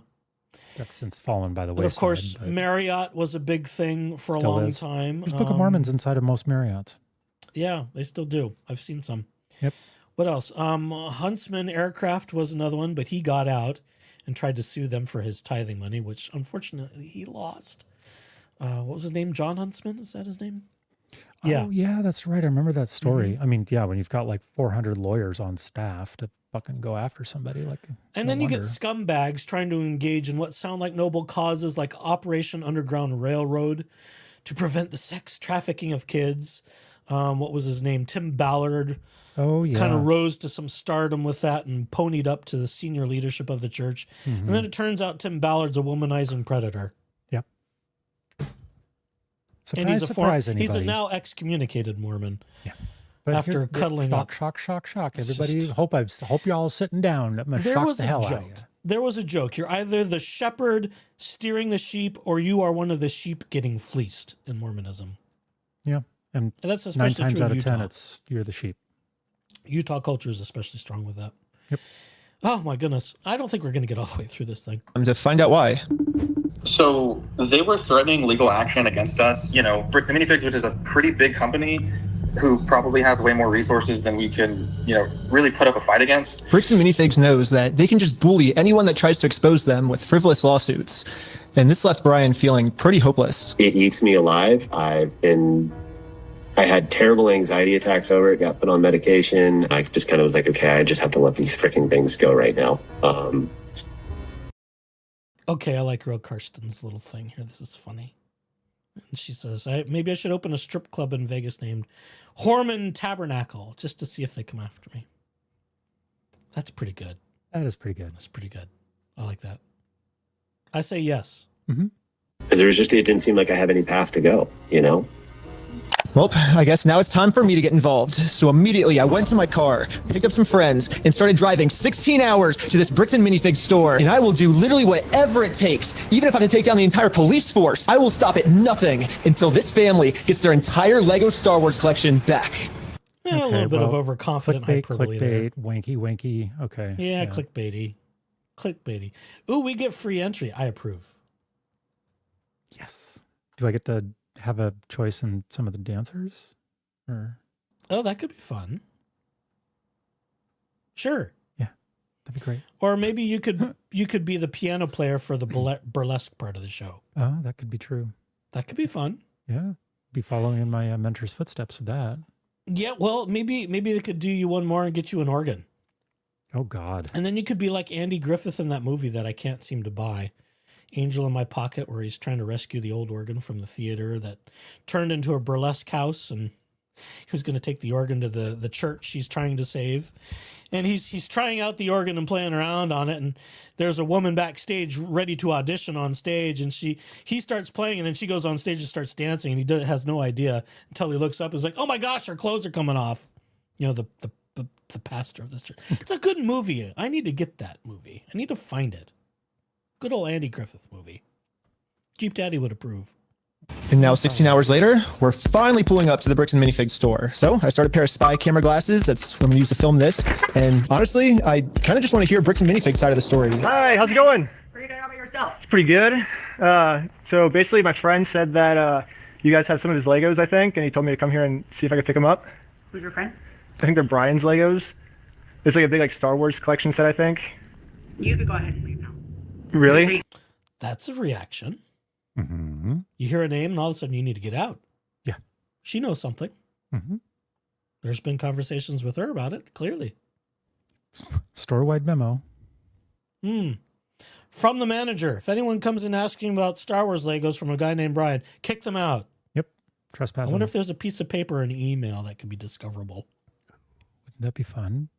We'll see how well they do their corporate business when things come out in the court cases. You go ahead and leave now, or I will call the police for harassment. Well, not her. Oh, and we go straight to harassment. Interesting. I wonder if he's tried to call her a couple of times. I'm trying to get my friend Brian's Legos. Harassing you. No, you are. Hi. You want to watch the cameras? I'm being harassed. Watch the cameras. I am being harassed. You need to leave. Literally, all I did was... Who is she calling to say, watch the cameras, I'm being harassed? Certainly not the police, because they wouldn't have, I mean, They wouldn't have private cameras? No. Probably corporate. I wonder who. Who is the person dialing into the remote cameras? I wonder. Wallace says, I would fly across the continent to see a pipe organ backstrip act. There you go. There's your sign. There it is. But Jeep Daddy has a very special preference in organs. He wants a mighty Wurlitzer. Yeah. That's what he wants. How big? While we're dreaming, how big? Between 20 and 30 ranks. Whoa, that's not small. No, not for a I am a Wurlitzer. size queen. That's comfortable. That's got everything. It's got at least 2 or 3 sets of strings in it. That's good. Yeah, I mean that's kind of. Publix One is my bare minimum these days. That's not a 3 manual. That's a 4. It's 4. I know. That's a 420. Well, 21 with special. What would the special be? Is that a post horn? Yeah, probably. But I mean, probably. That's fine. We can add. Okay, one of those I'm on. talking nerd. I shouldn't do that on stream. Or maybe a saxophone. I don't know. They had Vox and sax combos on those. Vox, sax, and tibia. That was kind of the signature sound from those. Have you seen Dave's? Here I'm talking way too much. Did you see Dave's latest with Pipe Dreams? You need to look at that because he talks about some of these things. I'm like, oh, clarinet with trimmed tibia, unison pitch. Oh, I get it. And he said he likes to use the saxophone with the Vox, especially because they're like kissing cousins. Well, yes, that's common. It's common orchestration. I mean, they sound identical, so it's just sort of fat. Interesting. Just bring up that my friend has some Legos in their store, and the manager started freaking out on me. But I wasn't going to leave the store without hearing her. I mean, we saw some edits in there, but it was a rather abrupt reaction. side of the story. Before showing up, I printed out a copy of the contract the store made with Brian saying that all of these Lego sets will remain his until sold. Because I have a contract, legal reason to be here, legally this does not count as harassment. Instead, the manager should be checking the store's inventory to see if these sets are still in their store. Well, so here's still all of the Lego sets you guys still have. I don't have anything to do with that, and I don't want that. You can go ahead and leave, and I'm going to ask you one more time. This is the last time. I do not want that. You're not handing me anything. I tried for a long time just to get her to look at this contract. But finally, she gave me an answer of why she can't help me. You're supposed to be getting a hold of corporate. Basically, what the manager's saying is that... I called it. Yeah. It's just going to pass the buck both ways, I'm sure. And guess what's going to happen when he goes to corporate? Shall we take any bets? Oh, well. Summarily dismissed again? Maybe? You're going to have to go talk to the store. We have nothing to do with that. I'll bet money. I might be cheating. If someone did steal the Legos, it wasn't her, it was corporate. But little does the manager know, I already did this. Yep, I literally went to the corporate Bricks and Minifigs headquarters. How's it going? It looks like an office in a 7-Eleven.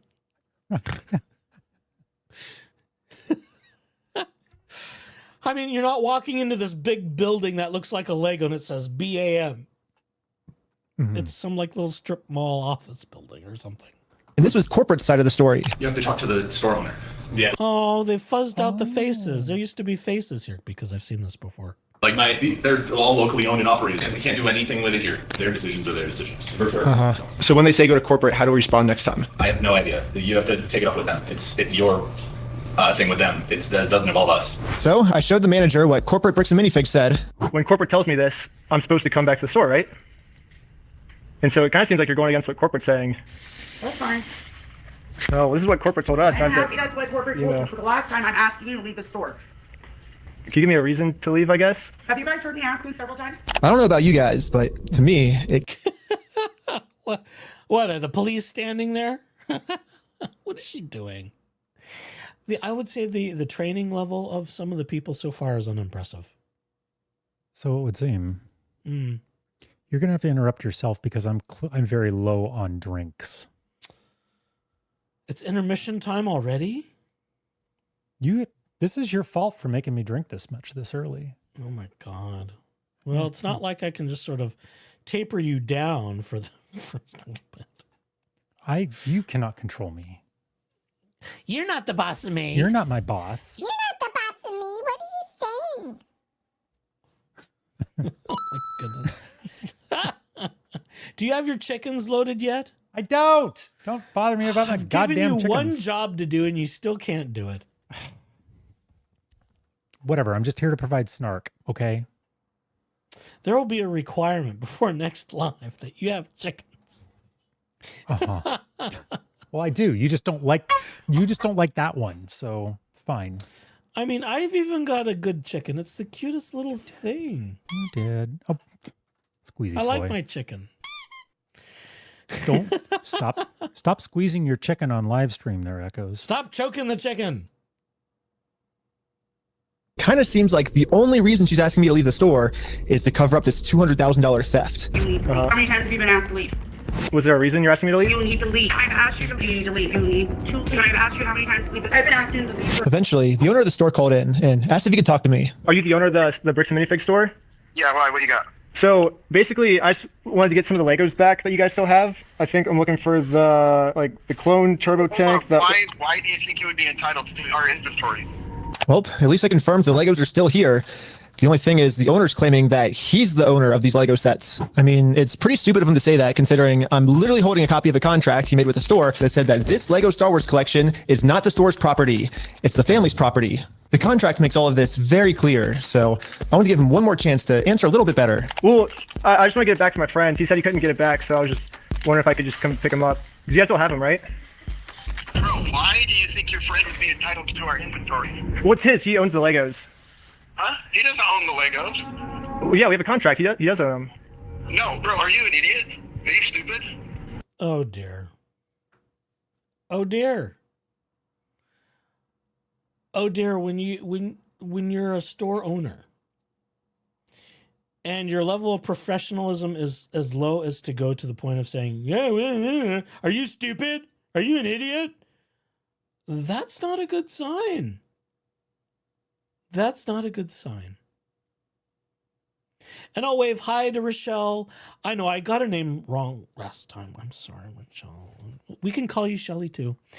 You know, when you look at YouTube names, sometimes you're trying to put spaces where there's letters, and it's like, is that Rachel with an extra L? Is it Rachel L. Taylor? Is it Rochelle? And, you know, it's just the problem of YouTube, and, you know, just how people pick names and how they all jumble together, and how some of our brains try and untangle them, and sometimes it comes out wrong.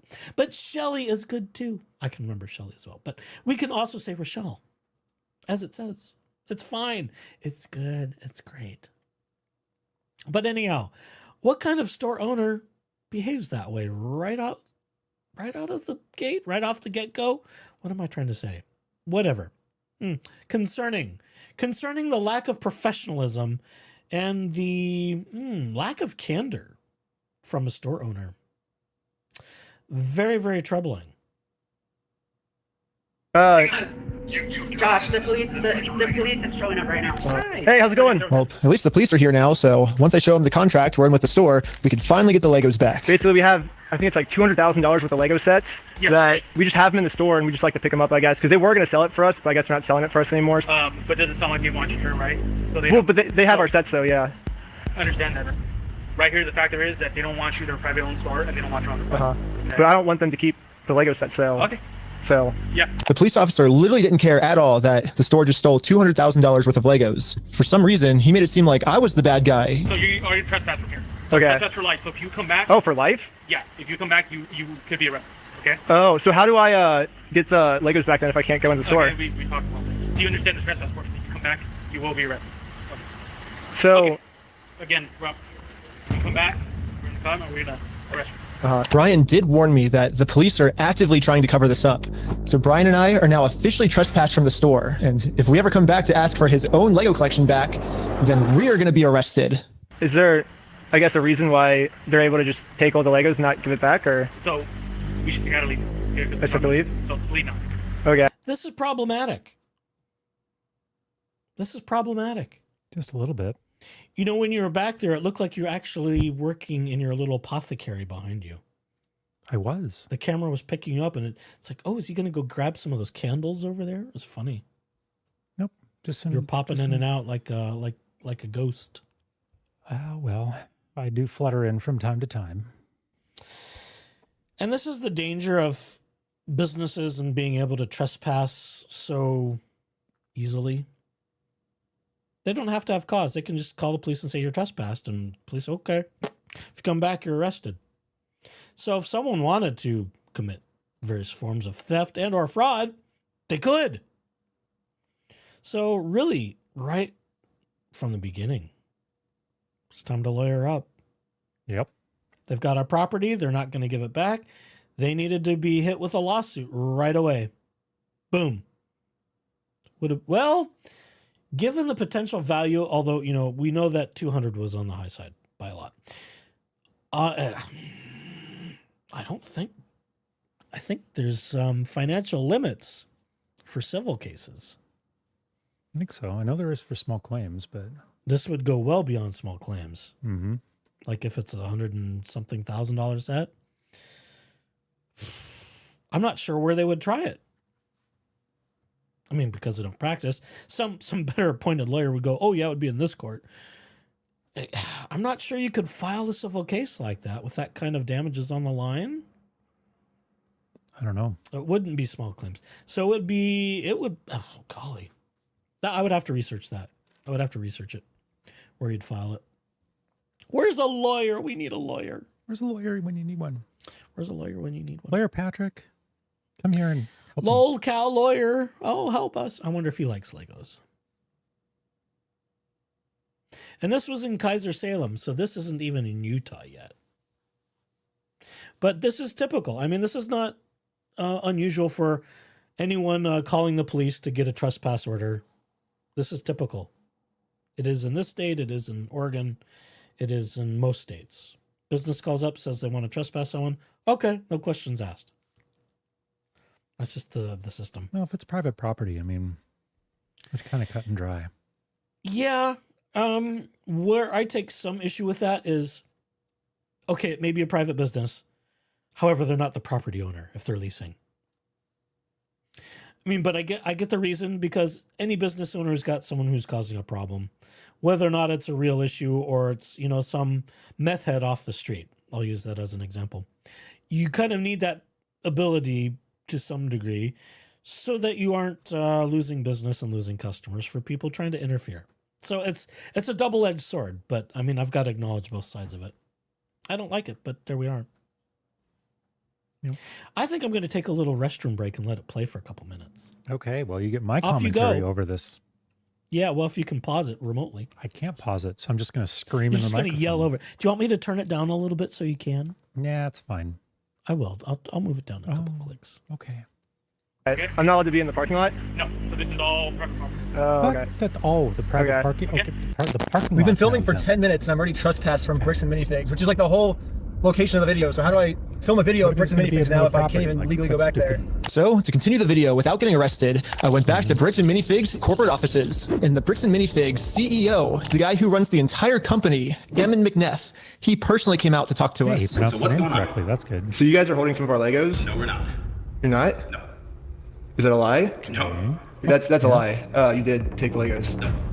So we have our attorneys have visited. Like again. So who's Brian Mansell. Okay, and who is that? He's a guy who had like $200,000 worth of Legos in your guys' store. Never happened. I mean, it did happen. Yeah, it does happen. No, we did not. Yeah, because his Legos were in the store and you guys took them. I know you think lying to us right now is kind of like helping you I'm out. not lying to you. Well, we both know you're lying, but No, we don't know that. So I showed him some social media posts his own company made that they're are just still going up for it. that claims that these are Brian Mansell's Lego sets. And these Lego sets that they're still holding on to are worth $200,000. All of these claims are from his own company.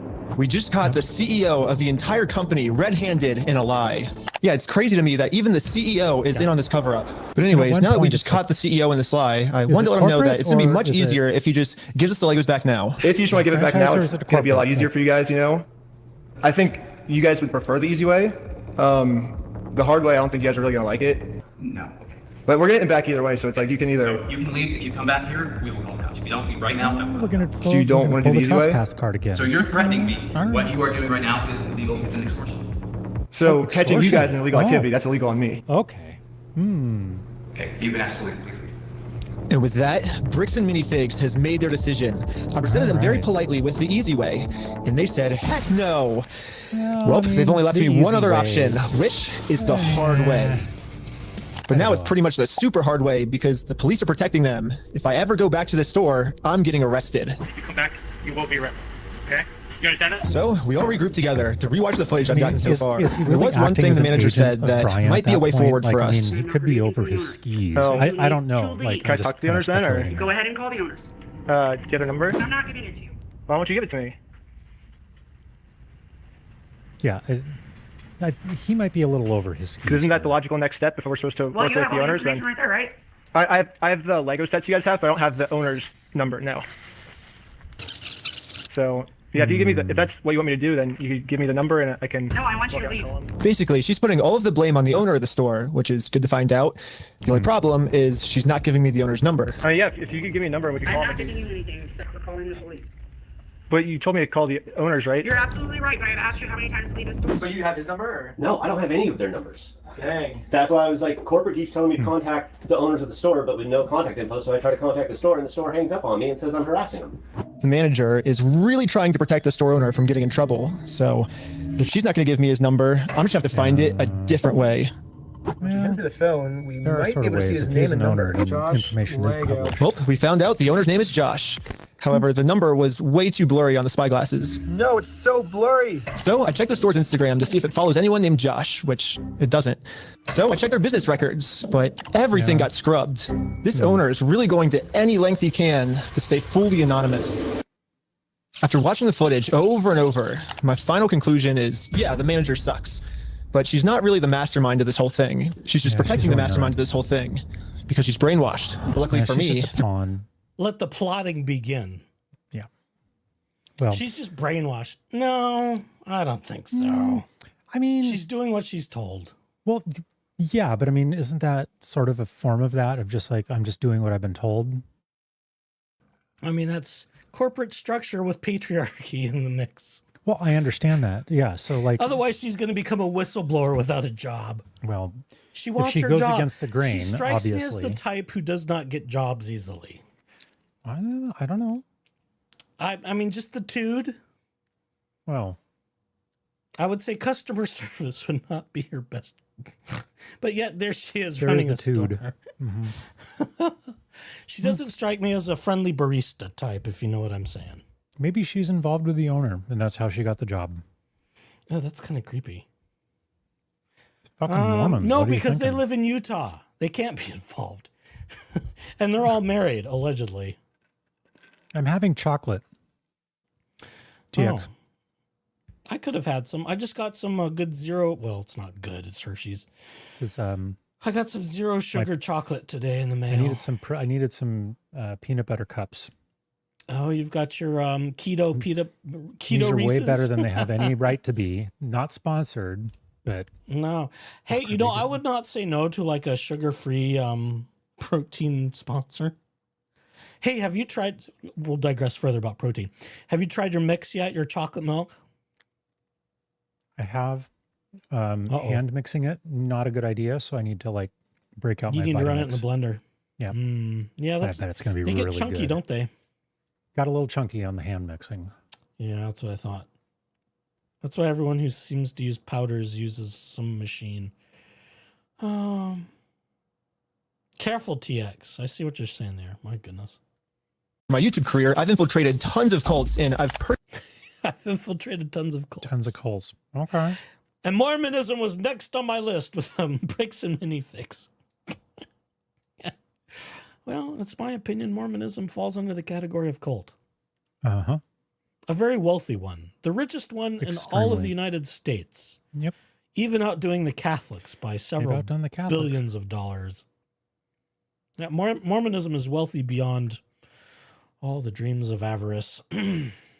personally experienced some of the most intense and crazy brainwashing in the entire world. Basically, what I'm trying to say is I'm pretty sure that I could brainwash one of these Bricks and Minifigs employees way harder than any corporate offices could. Now we get into the funny bit. Oh boy. Only a content creator could come up with. Yes, that's the plan. Brainwash the Bricks and Minifigs employees to be on my side. Yeah, I'm starting a Lego cult. I mean, a true cult would never actually call themselves a cult. They always disguise themselves as something else. So, yes, I'm actually just starting a regular old Lego club. Yep, that's what we're calling it. My friend Victor is going to be the cult recruiter. I dressed him up to look like a famous YouTuber, so he would look...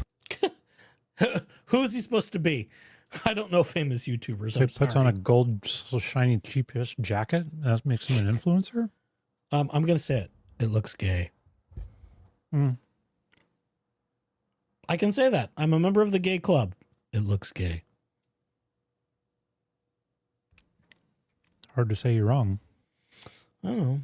And when you're if you're dressed that way in American Fork, Utah, it's gay. Pretty. That's the only privilege I get in this world, folks. I'm going to use it. Do it. Powerful, and the employees here will have to listen to him. I still don't know who he's supposed to be.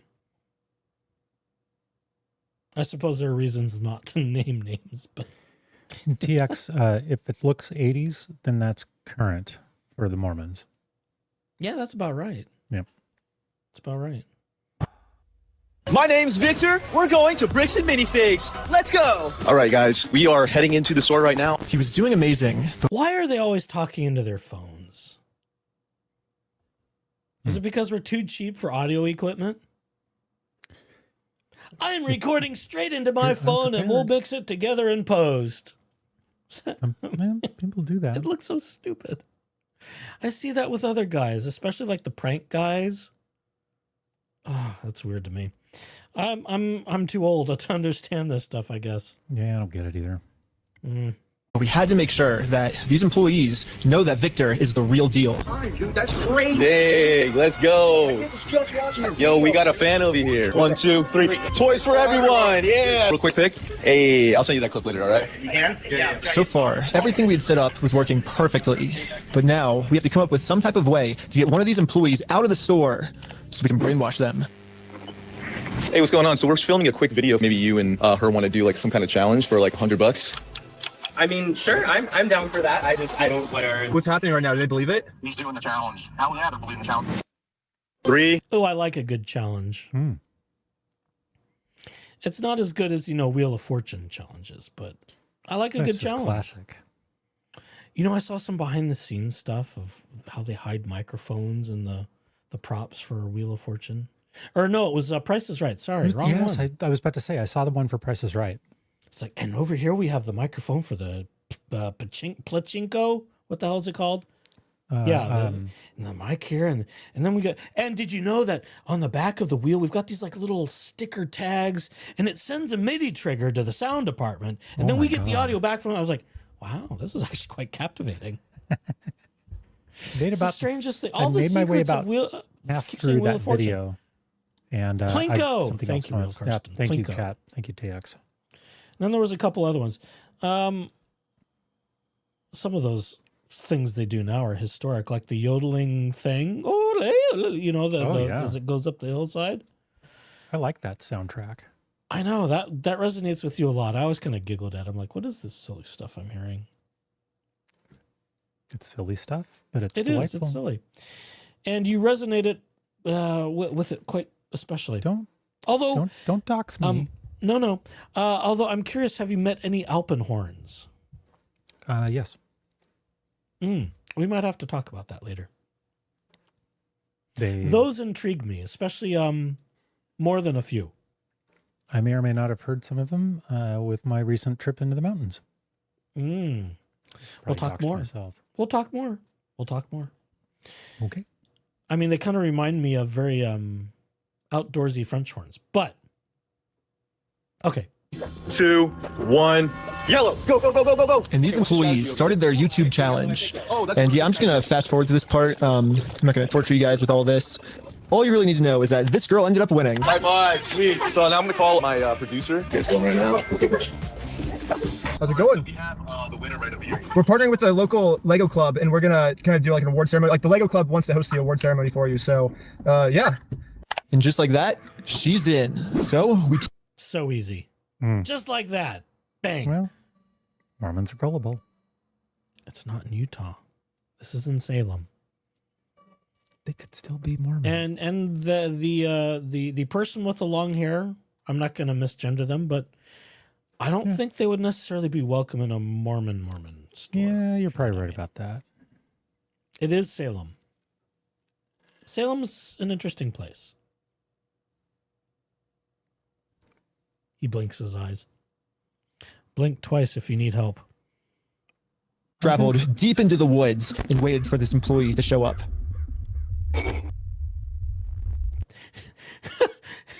The official Lego club out in the woods. Is it even a campground, or where the hell are we? It's kind of creepy. And with that, our new cult member has arrived. Oh my God. Hey, the Lego Queen! Oh, it's like behind some houses out in the woods. That's even more creepy. Try harder, guys. God. Jesus Christ. This is like... At least rent an abandoned mall shop that looks like a church or something. Jesus, fuck. I would say this is a little sketch. If I were a young lady, I would be a little bit hesitant to show up, about following some strange dudes behind some houses into the woods. That's just me. She's a Lego Queen! Before you can brainwash someone, they have to be open to it. And most cults achieve this by making the new recruit seem like the most special person in the entire world. Official best employee of Bricks and Real Karsten says, it's Salem. This is like a Tuesday for her. Okay, fair enough. I mean, if it were Eugene, I would think, well, they would have smoked a blunt first, but never mind. The winner goes to Caledonia! Lego Queen! Lego Queen! Lego Queen! Lego Queen! Lego Queen! Lego Queen! Lego Queen! Lego. How the Borg was born. Oh my God. Wouldn't that be funny? Here's an origin story right here. What once began as a Lego queen, over many centuries of evolution and medical experimentation and and manipulation of became the Borg Queen. I mean, you could start something that way, right? Suppose. Queen! Lego Queen! Another thing I've personally seen a lot of cults do is they instantly give new recruits power. Ben Schneider has just joined the C organization. If people feel powerful, they're less likely to think that they're the ones that are being manipulated. So we got to give this girl some power. You give me power? Yes. Yeah, we're giving you power. You're the Queen says, jump. I feel like I can do anything I want. Step on the Legos barefoot. Oh my god! Oh my god! That's cruel and unusual punishment for the foot. Agree. Stepping on Legos. Ow. Yeah. Ow. Beautiful dog pile. You Lastly, all cults do group rituals to make you feel like one with the group. So now we have to become one with this Bricks and Minifigs employee. Brick by brick. Legos candles, that's a revelation. I didn't know about those, did you? I did not. I'm not surprised. I shouldn't be either. Brick by brick, brick by brick, brick by brick, brick by brick, brick by brick, brick by brick, brick by. And now the employee is fully brainwashed. Okay, maybe not fully brainwashed, but we definitely did a much better job at brainwashing her than corporate Bricks and Minifigs did. So hopefully now I'm finally safe to bring up these Star Wars Lego sets. We heard something about like some Star Wars sets. Yeah. Do you know anything about that or? I know some of it. They were going to reimburse him for everything. And then I think they did, and he's still upset about everything, which I get. They reimbursed him for everything? Yeah. Yeah, we don't have any of his stuff on the shelf. Really? Yeah, we don't have any of it. But just like every other cult member out there, these employees have been told a lie and are now willing to pretty much die to defend this lie. But good thing now, she's been brainwashed even harder by our cult, and our cult is now going to give her the freedom to finally be able to think logically about this situation. So we think they've been lying to you. So these were all the sets in the store, and they're all metadata timestamped. Wait, we do have these ones. Yeah, those are all his. No, some of them I think we do still have. Yeah, I know you guys do. You showed me one of them when I asked. Did I? Yeah. Wait. It's called on you? That's an admission. We know you do. I saw one of them when I asked. Yeah. Oops. Yeah, all I did was... Oh my god. You know what's really funny is after you left, I got a call from my boss, and it was like, how do we get them arrested? How do we get them arrested? Now that we have a Bricks and... That's concerning behavior from a store owner, too. Someone comes in, well, we don't want them around. How do we get them arrested? How do we get... Yeah. That's conspiracy, in my opinion. Trying to manufacture ways to get someone arrested, that's conspiracy. I think textbook. I mean, what are you going to do? Try and trick someone to committing a crime so you can get them arrested? I mean, she was kind of going after the whole trespassing thing super fucking hard as soon as she dropped that Brian's name. I mean, it almost sounds like corporate conspiracy in a way. If they're all talking to each other of, okay, this guy's going to be a problem for us, we need to get rid of him and 86 him any way we can, that's not going to play out well for them in court. No, especially if there's receipts around that. And I don't know. I don't know what I'm unfamiliar with the details of franchise agreements and stuff, but typically unless you're doing something that's completely egregious against the franchise agreement itself, which is branding and I don't know, signage, shit like that. TX says not legal conspiracy though. Yeah, I get you. What we're describing is entrapment. Oh yes, that's probably the word I'm thinking of. I do that sometimes. I mix up words. He loves conspiracy. He really wants it to be a conspiracy. I want it to be an anti-Mormon conspiracy. Well, that's what the Mormons are thinking, because anything against the Mormon church is an anti-Mormon conspiracy. Yeah. That's just cultural indoctrination. Full straight on, yeah. Full stop. Mm-hmm. Oh, let's see. Next, they will say they stole them from the store. Yeah, you think? Foreshadowing, perhaps? Should I say no spoilers? Minifigs employee on our side, it's time to finally complete our mission and get Josh, the owner's number. Wait, but you have their numbers and stuff, right? Yeah, I do. Oh, did you give me Josh's number? Can I take a picture of it? Yeah. Oh, nice. Well, now that I have the owner's number, it's time to give him a call. Social engineering. Hello. At its finest. Yes? social engineering right there. That's what it is. Oh, yeah. Yeah. I'm just calling to get my Legos back. I think they told me to talk to you about it. I think they told me to talk to you about it. Well, he's not the most eloquent guy either, but he is entertaining, even if he's, walking some thin lines. Yeah, he's walking some awfully thin lines, in my opinion. Oh, okay. Yeah, what Legos? I think it's the Star Wars set. I have a list. I can kind of pull it up. I was just wondering, how we can get them back. Should if I get your okay, I can just walk in the store and... I don't know what Legos you're talking about, dude. What are you talking about? I think one of them's called, the Super Trooper set. I think we got... What else is there? I don't know what you're talking about. Keep going. You don't? Since Josh was pretending to not remember any of the Star Wars sets that make up half of his store's inventory, I decided to send him over a picture of the contract his store is in. What contract is it? I didn't sign a contract. I didn't sign that agreement. I didn't agree to anything in that. And now I finally understand the legal loophole that Josh is using to get away with this. It's probably the stupidest loophole I've ever heard in my entire life. Josh is claiming that it's not his name on the contract, it's the previous owner's, which makes no sense because in the security camera footage, he tells the previous owner that he's going to be the one taking over the contract now. He's taking on the business, he takes on all that consignment. And I guess this is some... That sounds like a different voice, though. The voice on the phone when she's in the store sounds different than this guy. It does a little bit, yeah. That could be difficult. I mean, without proving some things. So that's problematic. However, if something that's on consignment is being claimed corporate assets, that's also a problem. Well, yeah, regardless that's the of who bigger signed issue. it. Because if this is where it turns into also a contractual law dispute too. And that gets right, messy. because okay, layman's perspective here, but if a franchise or a business, whether it's a franchise or not, but if they sign an agreement and then somebody else steps in and Someone buys has to said assume business, it, or they have to give it back. This is why you need a lawyer involved right up front. Absorb the contracts of said business, because it's not like so-and-so signed. It wasn't an agreement between them and an individual. It was between them and corporate bitch LLC. Did you trademark that? You should. Kind of should, shouldn't I? Jen the Couch Phrase says, did corporate install pick the new guys to take over the franchise? It sort of sounds like that way to me because they, quote, found a buyer. Right. And it turns out, if I'm not reading too far ahead and I understand things correctly, it sounds like one of the co-owners, this, what was his name? Brandon Johnson guy.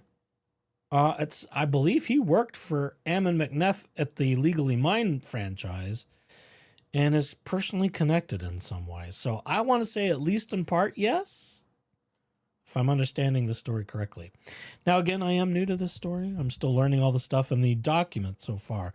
They need some people like victims of Laura Owens, and they need some people like All the Best Research and Just Jen and Hay Bales to take all of this stuff and organize it and Padlet it and do all that kind of good high-level researchy organization. Mm-hmm. They desperately need that for this story because it's a lot of stuff already. There's a lot of contract stuff. There's a lot of franchise stuff. There's a lot of court filings happening already. It's a lot of stuff already. Oh, I know a lawyer that's available. Who? It's pronounced gin like you drink and grass like you mow. He's closed. In Arizona. He doesn't practice in Oregon or Utah. Not yet. Don't give him ideas. Oh, dude, because that makes him He would make a great Mormon. I'm kind of surprised he's not. Some, hush-hush essay history, already being a lawyer, ethically challenged, in my opinion. Mm-hmm. Although I think the State Bar of Arizona agrees with me. You and a lot of other people, apparently. Yeah, well, we'll see how that plays out. I don't think his bar stuff is dismissed. I think it's just on hiatus until... He's trying to avoid it by closing his practice I think down. he's just going to run away. Yeah.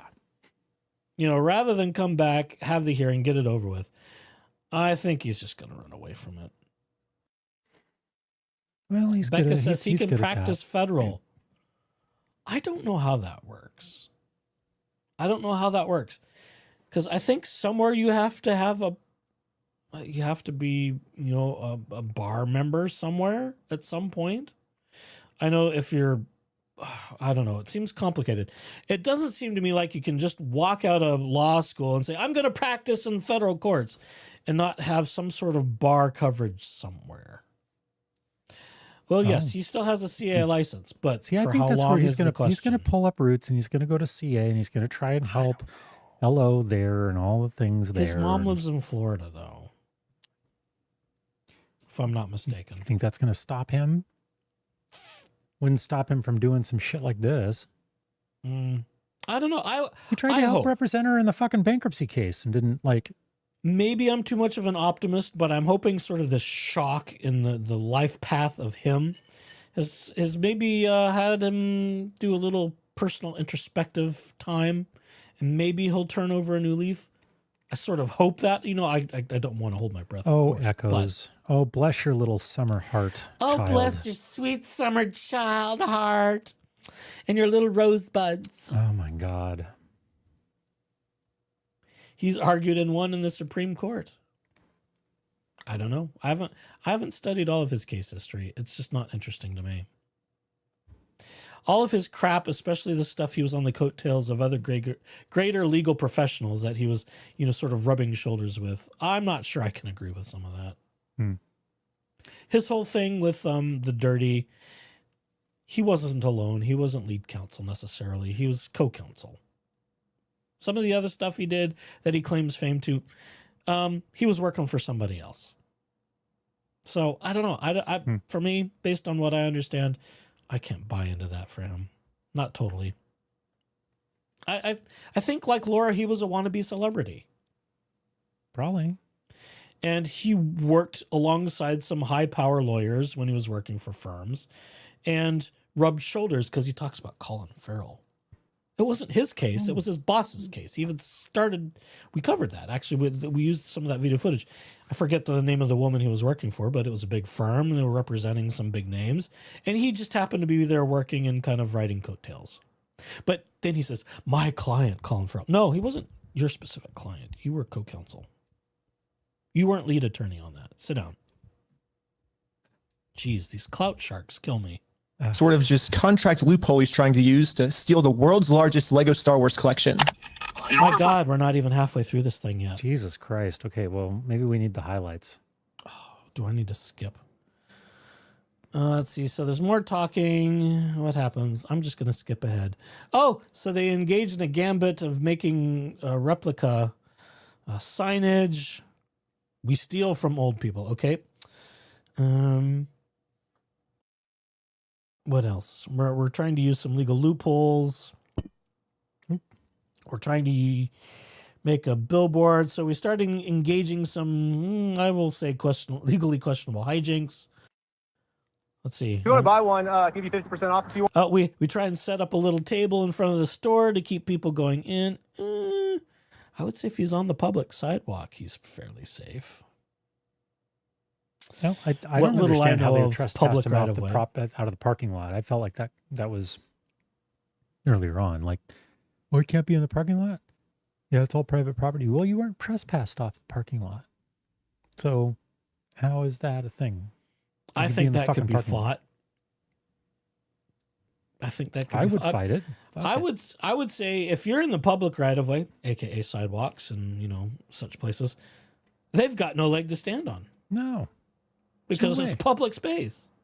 What if he's going to go to patronize another business that's like down the street from or just in the same it shopping starts to center? get questionable. So I guess at some point they, in the restraining order, I'm skipping ahead a little bit, quite a ways.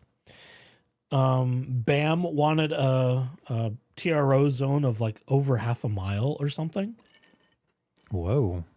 Yeah, the level of prior restraint that is legally indefensible on constitutional reasons, for constitutional reasons, is extraordinary. And I can't wait to get to those things. Because nothing outrages me more than sort of rogue judges taking one side in a hearing because there was no adverse hearing. The other side wasn't consulted. They weren't ever brought in. It's just, hey, just trust one side. Okay, we'll give you everything you want and then some. I find that questionable. Oh, so we're that's back to trust me, bro? It's worse than trust me, bro. Oh, God. It might be stake president judge. Can you help me out with this little problem? For fuck's sake.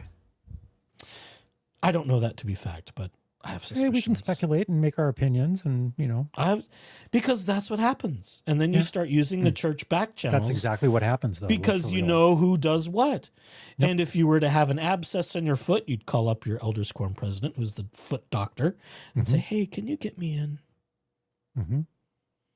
Or if you had a problem with a ticket and you know a state patrol person in your ward who shows up once in a while on Sunday when they aren't working. Hey, I got this ticket the other day. What can I do about this? I've heard the conversations. I've heard them. Yeah. It's happens. real, folks. It's real. So that's why we started with all of this Mormon preamble for the first 45-ish minutes of all of this to set the stage. Was it only 45? I know. It felt longer. It could have been longer. I don't know. I was just looking at the counter in the corner. I know. Well, let's see. We're at 2:10 and 35 seconds. We are. It's amazing. It's amazing. And we're not even halfway through this. So they try and make their own signage. They try and put it up. Let's see. There's a police officer. That might be important. What's going on here? Let's see what this is. How's it going? About. You do what? The police are calling him. The corporation's called We Steal From Old People. And our tagline is... That's funny. We start a corporation called We Steal From Old People. And their tagline is Bricks and Minifigs. So they flip it over. Nice. And then they use a loophole that says you don't have to have your main title be big. Okay, that's I wouldn't do that, but if you want to engage in legal loopholes, lots of people do. Until the loopholes get closed. Bricks and Minifigs. We're a legitimate business, so yeah. What? Who am I talking to? This is corporate. I know it's corporate, but who are you, corporate? Corporate, We Steal From Old People. No, I know who you are. I mean, who are you as a person? Oh, I'm just the owner. Why don't we ask the question, what is your name? What is it? What about cops and kind of beating around the bush in certain ways? Because they want you to confess more than you're actually willing to give up. So then it's what's the phrase? Does that fall into the category of excited utterance or something?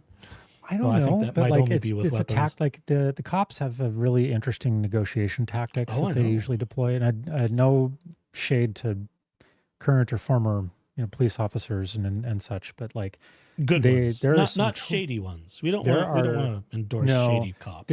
There are a lot of negotiation and questioning tactics that are taught all the way from the roadside stop, all the way to like in the jail, sort of like law and order level, interrogations that happen.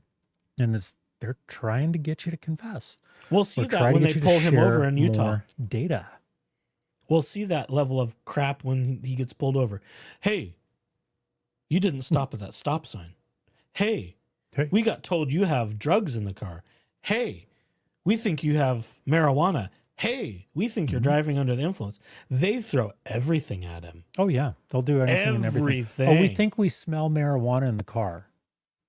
Well, I think every time I have a nacho cheese chip, I smell the lake house that my grandparents had growing up. Like, it's just interesting reference. Does it smell like nachos? That was just the memory. So when I taste one of those nacho cheese Doritos or a knockoff of a Dorito, my memory, and it goes back there, and I can smell the water and the grass and all. It unlocks a memory. Yes. So yeah, that's not unusual. But that's not evidence of me doing a fucking crime. No. Especially when people are calling the police to say, hey, I think these people have drugs in their car. Yeah. That's sus. That is very. Okay. Who's the accuser? Who's the accuser? I know. That should be available and FOIA-able on the police. You have a right in this country to face your fucking accuser. Yeah. Well, again, the level of constitutional violations that happens in this thing is extraordinary. that runs it. Who am I talking here? This is the owner of We Steal From Old People. It kind of seems like a civil matter, doesn't it? Like we have the plaintiff's claim if they want to. Here's the situation. Do you really want to get go round and round? And now, Bricks and Minifigs finally gets a taste of their own medicine. They're now in a situation the police can't help them with. It's not the corporate getting a taste of their own medicine when you're talking to the police on the phone. Yeah. That's a little different. That's a little different. You got to be careful if you're going to monkey with law enforcement. You just got to be very careful. Literally everything you say. Everything. Oh, yeah. Well, and if they're doing their job right, their body camera should be on. Twisted and manipulated to the narrative that law enforcement wants. Because, again, all they give a fuck about, generally speaking, and again, no disrespect, they are there to enforce the laws and to like try and get that, nab the bad guy, as it were. And if you confess, that makes their job all the easier. Oh my God, yeah. So I mean, if they can just get you to say like, "Oh yeah, I had a little bit to drink tonight." Oh, okay, that's enough probable cause. How many? Oh, a Bam. couple, and it's always a couple. Yeah, it's always a couple. It's always two for drinks. It's funny. Yeah. I watch way too much body cam footage. The only way this will ever end is if they sue us. So I went back to the Bricks and Minifigs corporate offices to see if the CEO of this company would sue me. Going about things the way that you continue to do this is not the right way. Do you understand that? So what's the right way then? Do you understand that like the harassment style that you have conducted? The harassment style. Jesus fuck. And it kills me that this guy has like no eyebrows, just like his dad. It's like, is that some sort of genetic thing where they were flamed off in the barbecue and it just got passed down from generation to generation? Eyebrows are very, very blonde. Okay, thank you very much. And I'm talking about this guy. I'm not talking about you. I'm talking about a class of people. This poor guy. Jesus fucking Christ. Although I'm impressed that he has any kind of facial hair. True. Albeit, I'm going to say it looks a little pervy to me. Kind of soul patchy. Yeah, I don't know. With kind of the slightly curled mustache thing going on. I'm surprised they're actually letting him have that, but I mean, maybe because he's an organ. Some of them do now. I'm surprised. Yeah, I mean, Brigham Young it's had Utah. quite the epic beard, and that's the thing about Utah. Certain people think they're entitled to do whatever, even as members of the church. It's bizarre. Yeah. Mm-hmm. And they do. And they're the ones you got to be careful around because they're the ones that could be predators or just unethical, nasty people that you don't want to get involved in. It happens. The entitlement of Utah Mormons is surpassed by none. It would make Laura Owens look like a child.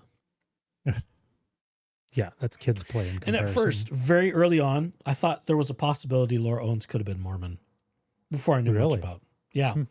Just because all I saw at the point was her level of entitlement in the early hearings and the restraining order hearings, and just kind of just the way she kind of comported herself, aside from faking pregnancy. Thought, is this another crazy Mormon woman? And she was in Arizona at the time. I didn't realize they had moved. It was before I knew much about the case. I'm like, what are the odds she's also Mormon? Nah. She's just crazy. Just loony. But some of those things overlap. Some? There are crazy Mormons. There are some not so crazy Mormons. Yeah, that's true. I think these guys sit on a little bit of the fringe of, I'm running a big company. I'm special. I get my way. Yeah. Well, and I think this is entitled child syndrome because I'm sure dad was nefarious. Well, right. And on top of that, they probably think that they just won the scam of the fucking century with like, oh yeah, we're not going to take on the liabilities of this, but then like, we want the assets on, but we our want the side of assets and the margin on our corporate column.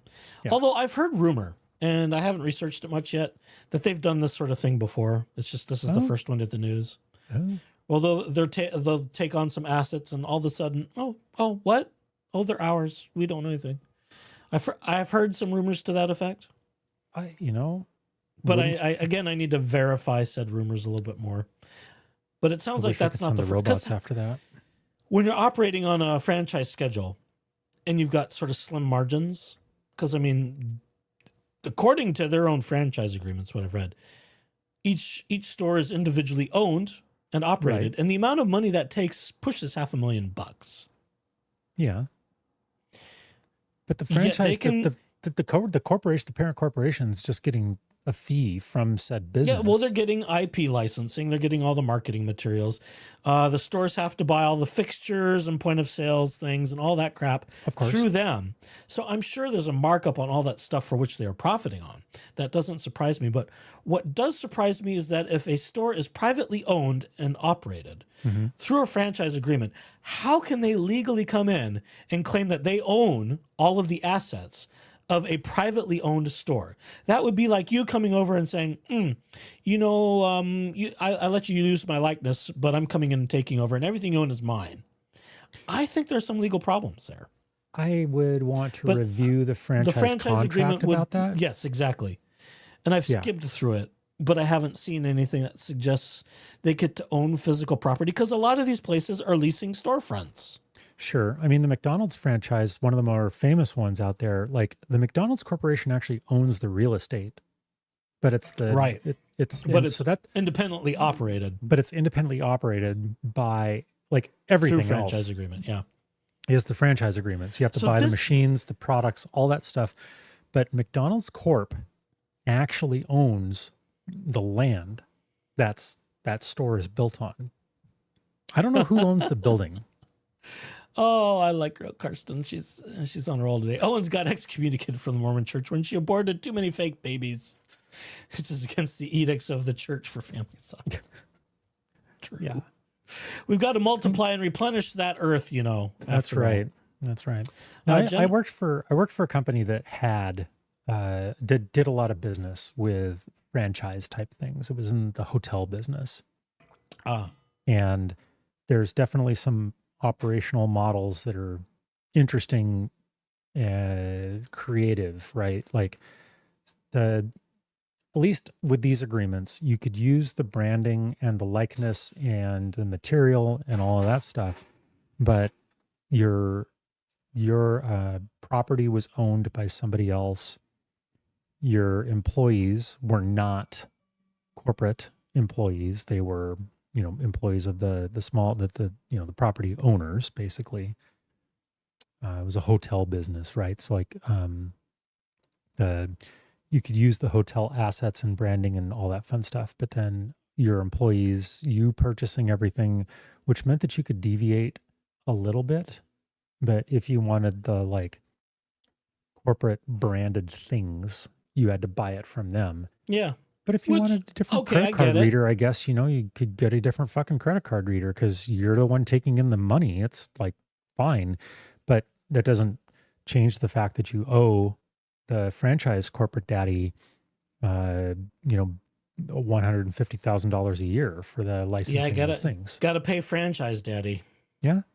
That's where they make the rest of their money. Right. But the rest of it, like whether you have a Dell computer or a Lenovo computer or whatever, it didn't matter.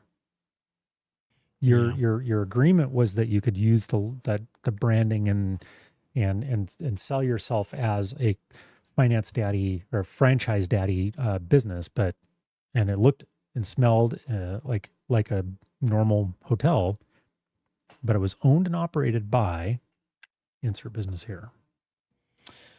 This guy doesn't smell of CEO vibes in the traditional sense either.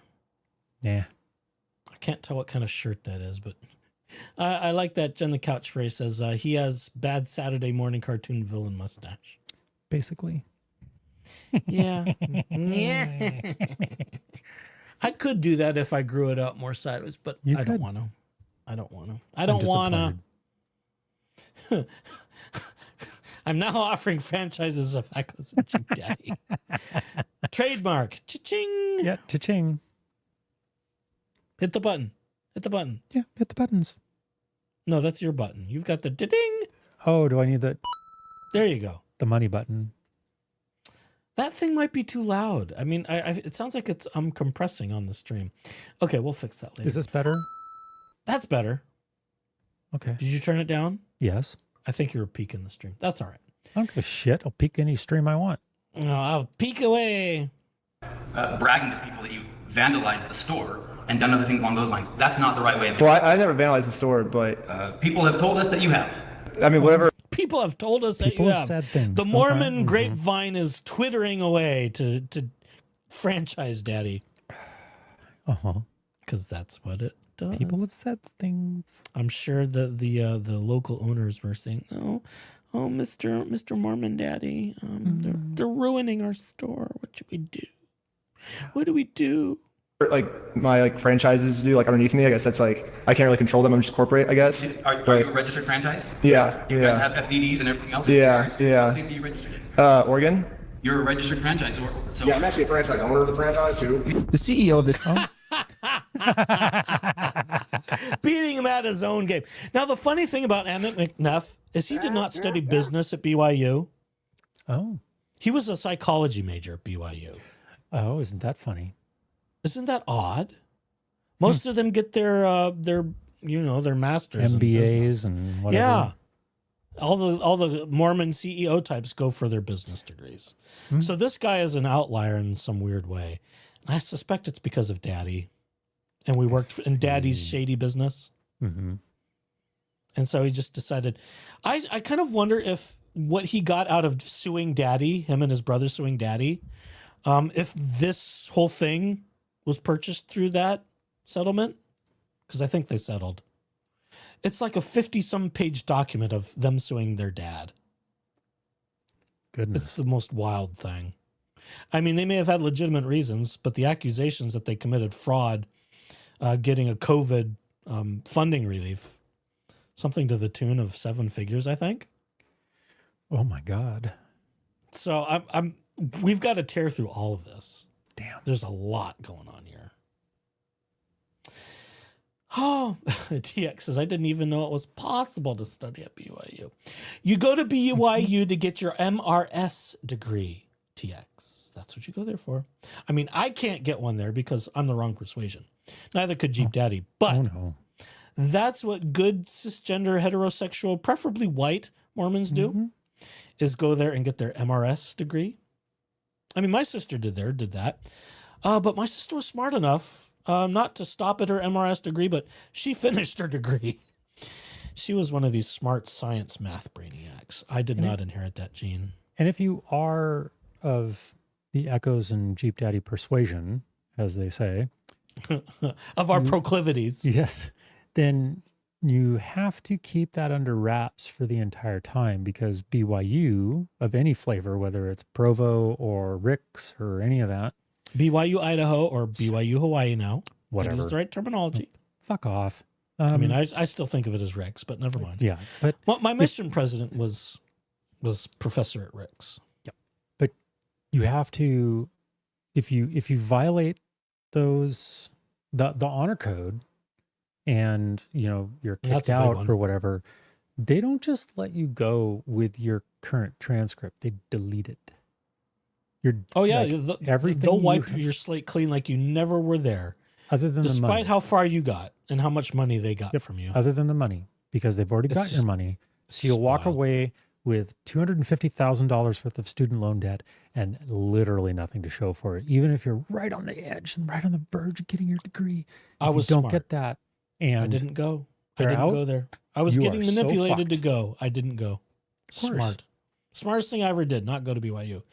And the other side of that could have been, you could have been enrolled in their anti-gay program where they were, shocking your junk, trying to get, the reparative therapy. Mm-hmm. I know people that went to BYU and were subjected to that level of torture.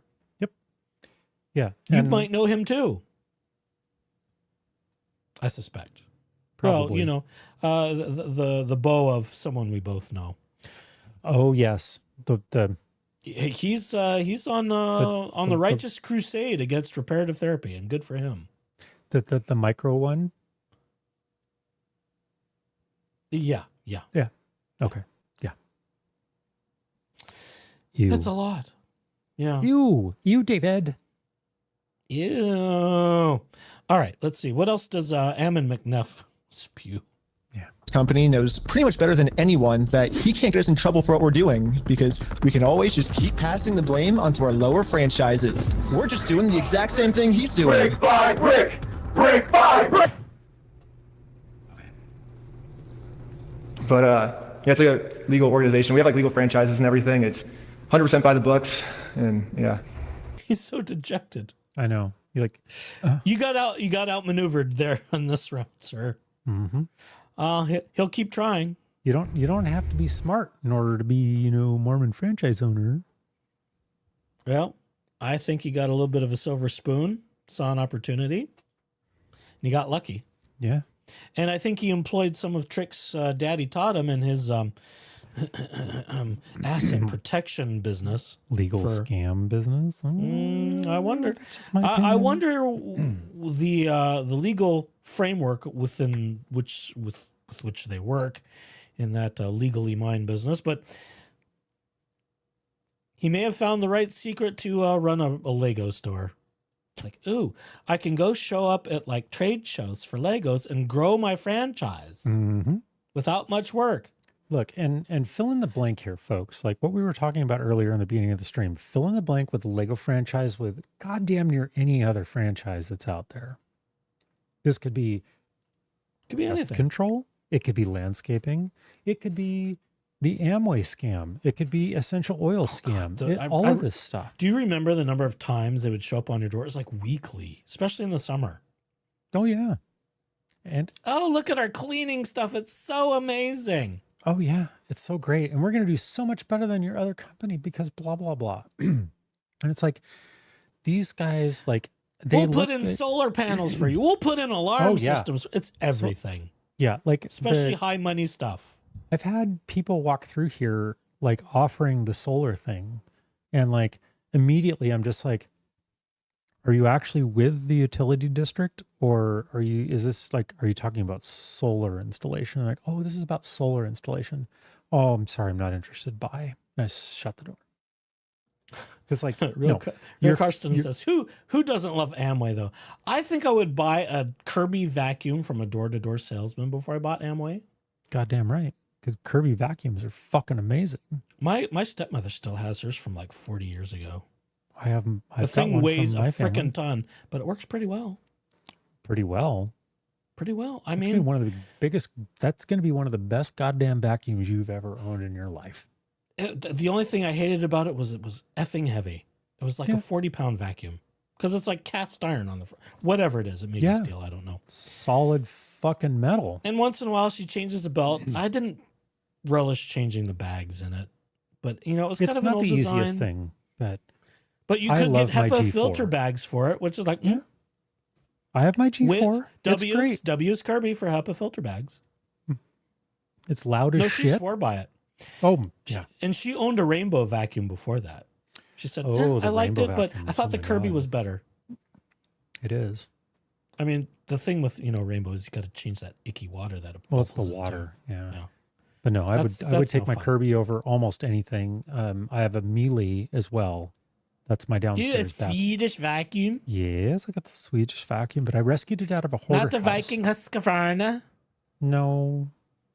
Well, I got this one because it was free, but it came out of a hoarder house and it was brand new. 25, 30 years ago with every possible accessory that you could possibly think of. Oh, full set. In the box with the factory seals on it. Echoes, I'm not kidding you. It was like literally never unopened. opened. NIP, new in package. Yes. And so that's my downstairs vacuum. TX agrees with you.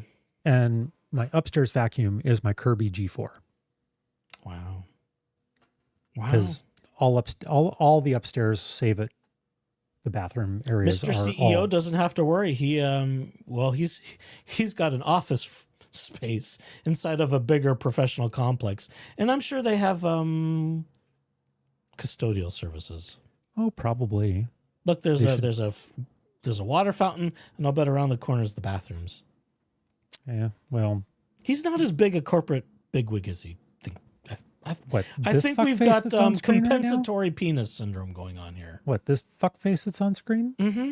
Oh, it's probably about. And he's younger than we are. Probably about as big as the person you were mentioning earlier. Probably so. His poor wife. They've probably got a dozen kids though. They're beautiful. I'll have to dig into that more.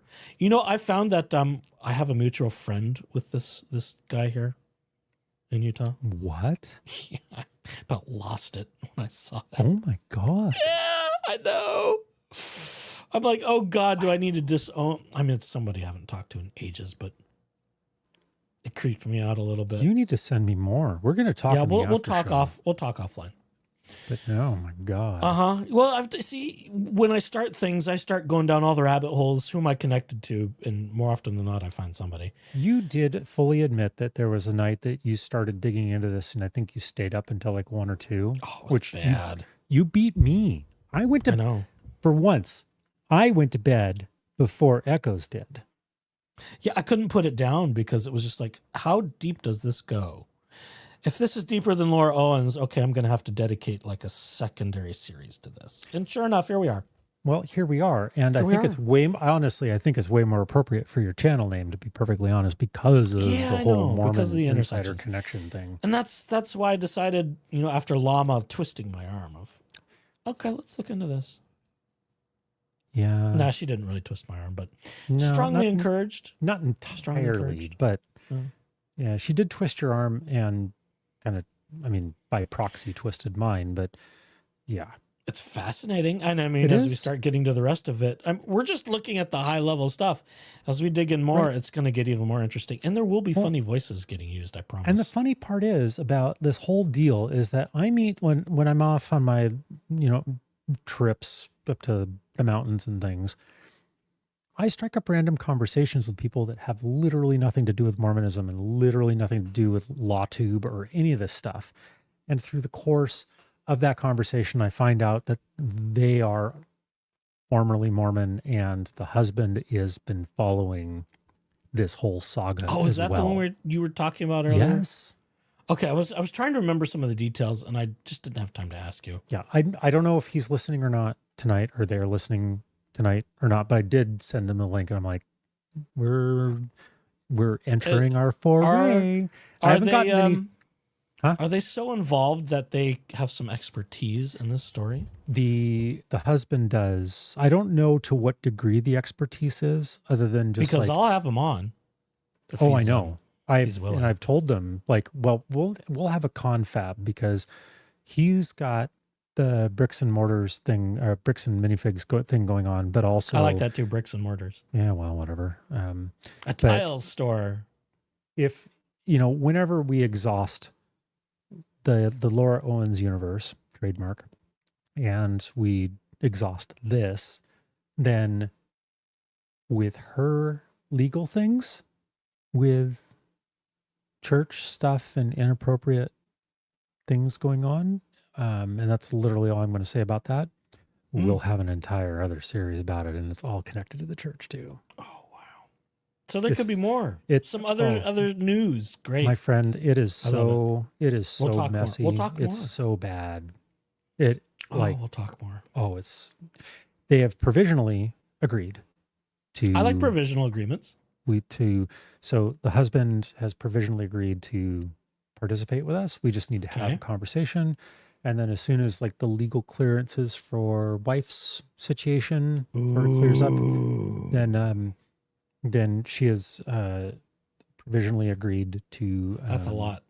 Potentially come on and share her story. Oh my goodness. I know a lot of the details. John DeLynn, eat your heart out. I'm going to have my own Mormon stories. The echoes from the tabernacle are going to be he can go have fun getting sued by corporate Mormonism. We'll take over. Well, listen, he makes money. Are you kidding? Holy F. The amount of money they take in for that whole thing, their nonprofit. Yeah. It's a lot. There's a lot of numbers in that 6-figure yearly. Look, I've got to wonder at what point if we start gaining more popularity because our friends here are clicking the like and subscribe and leaving all your comments, and we'd really do appreciate that. We should have said this 2.5 hours ago. We should have. But I should add that to the title cards. I just now think of that. I should hit that on the title cards too. Yeah. But if we ever get to that point in which we have some momentum around that, it would not surprise me that Mormon corporate is going to come after us for you using the term tabernacle in they cannot. Title. Tabernacle is not a colloquial. It is not a trademark term of Mormonism. because there are apostolic tabernacles. There are Baptist tabernacles. They come after me for the word tabernacle. I will win that one in a lawsuit. Oh, I know you will. And nothing would please me more other than to claw back some money from the corporate Mormon church. Oh my God. You and I me will both. retire on that. I didn't win the Mega Millions last night, so I need their money. Like, let's claw some of that shit back. If Dallin Hoax is dumb enough to sick his dogs after me for that kind of thing. Oh, let's go. That will be that would make John DeLyn's fight look like some little backyard street brawl behind the and I hope they try behind the basketball court. I hope they try. And what I also hope is that my legal benefit through my corporate daddy doesn't exclude coverage from that, because they get real sketchy around employment law, and sometimes podcasts and things like that. Yes, in a disguise says it's used in the Catholic Church and many other religions besides Christianity. Yep. Yeah. The word tabernacle is not exclusive to Mormonism. But the thing is these fuckfaces don't know, like, they have no concept outside their little world. I know. They are so entrenched in the bubble, and they can't think outside of that. So they won't think about this is the why Catholic I thought usage. long and hard about the iconography art of this channel. That, it's still in use. It's probably not very accurate today, but it's not the current logo that's put on the hymn book. Right. Because that was historically later than the image I used, which is a historical archive image. That's kind of the original. So at best, Utah History Society could sue me for an old image. Sure. But I think, and if that's the case, then that fine. would be pretty flimsy case. Well, and it's fine. If that's the case, then like we send the robots after making like a organ facade case that looks pretty, elegant. And I'm content with the idea of moving beyond that image too. Yeah. So whatever. It was a neat image. And Look, because and it's a unique because instrument. that image is more along the original facade that was plagiarized by the Mormon Church for their organ originally. What? They plagiarized that too? From What? Methuen, it's in Methuen, Massachusetts now, but okay. No. The original facade of the Mormon Tabernacle organ was based on a German organ built for Boston. So we could fight this in court to kingdom come. They really wanted to be that stupid. They wanted to. And they are that fucking stupid sometimes. They've got the money to waste, but it's stupid. Well, yeah. I mean, they would spend us both under the table. Even I'd have to go on a crusade to raise lots of money, but I think I could get there at some point. Yeah, maybe. And hopefully corporate daddy legal coverage would cover some portion of that. Yeah. At least for me. I don't know about you, because you refused to sign a contract with me. What, a palimony agreement? I want a palimony agreement, and I want it now. I want it now.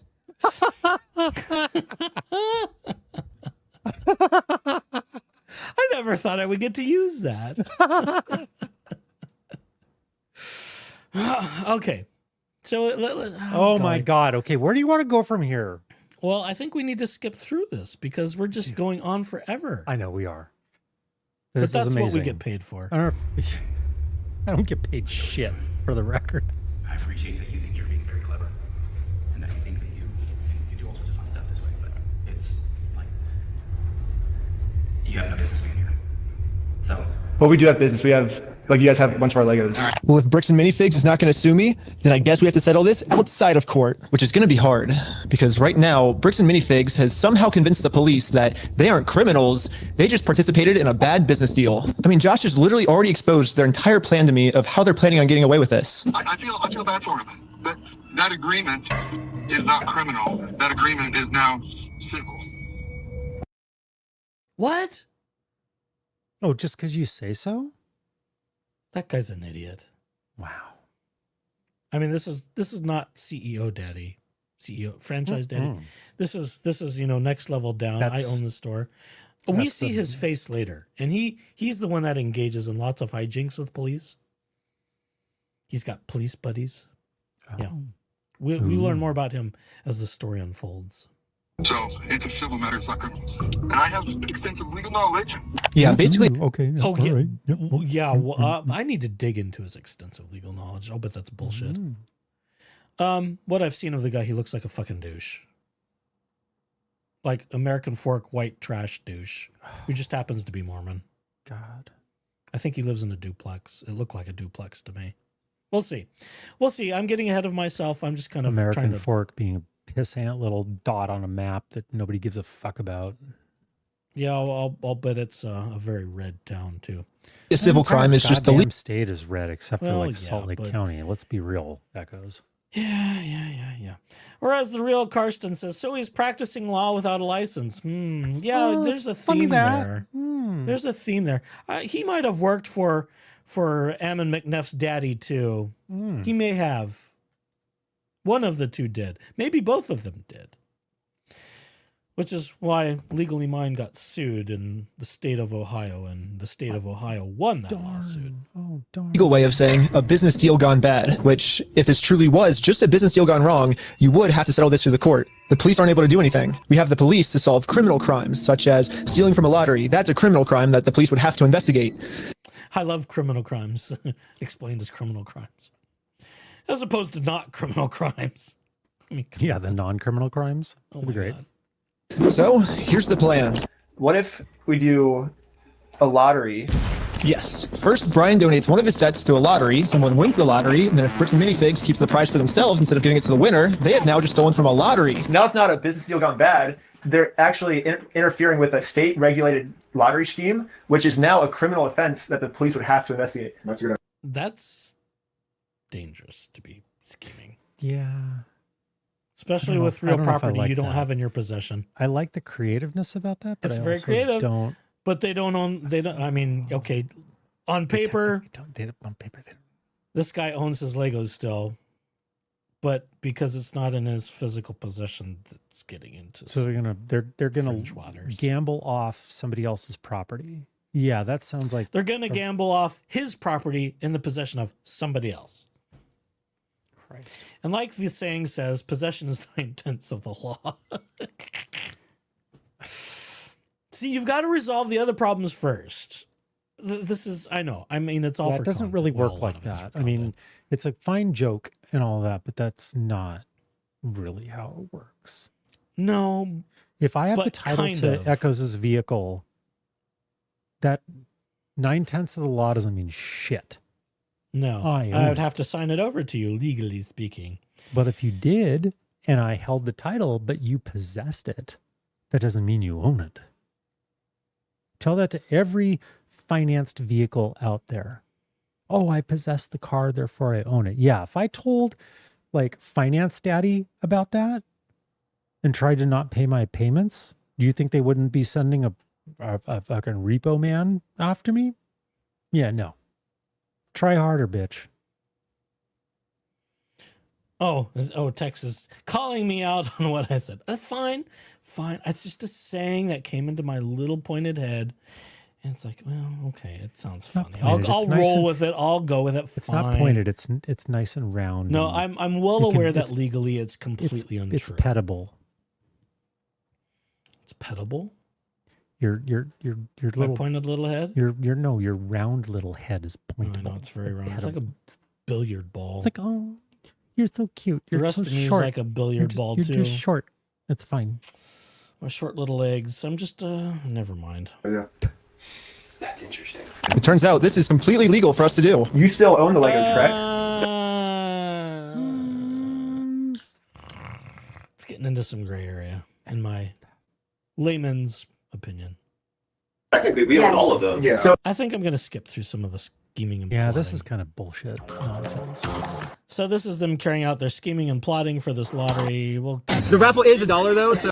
And they have a raffle. Oh God, raffle and lottery laws. Wow.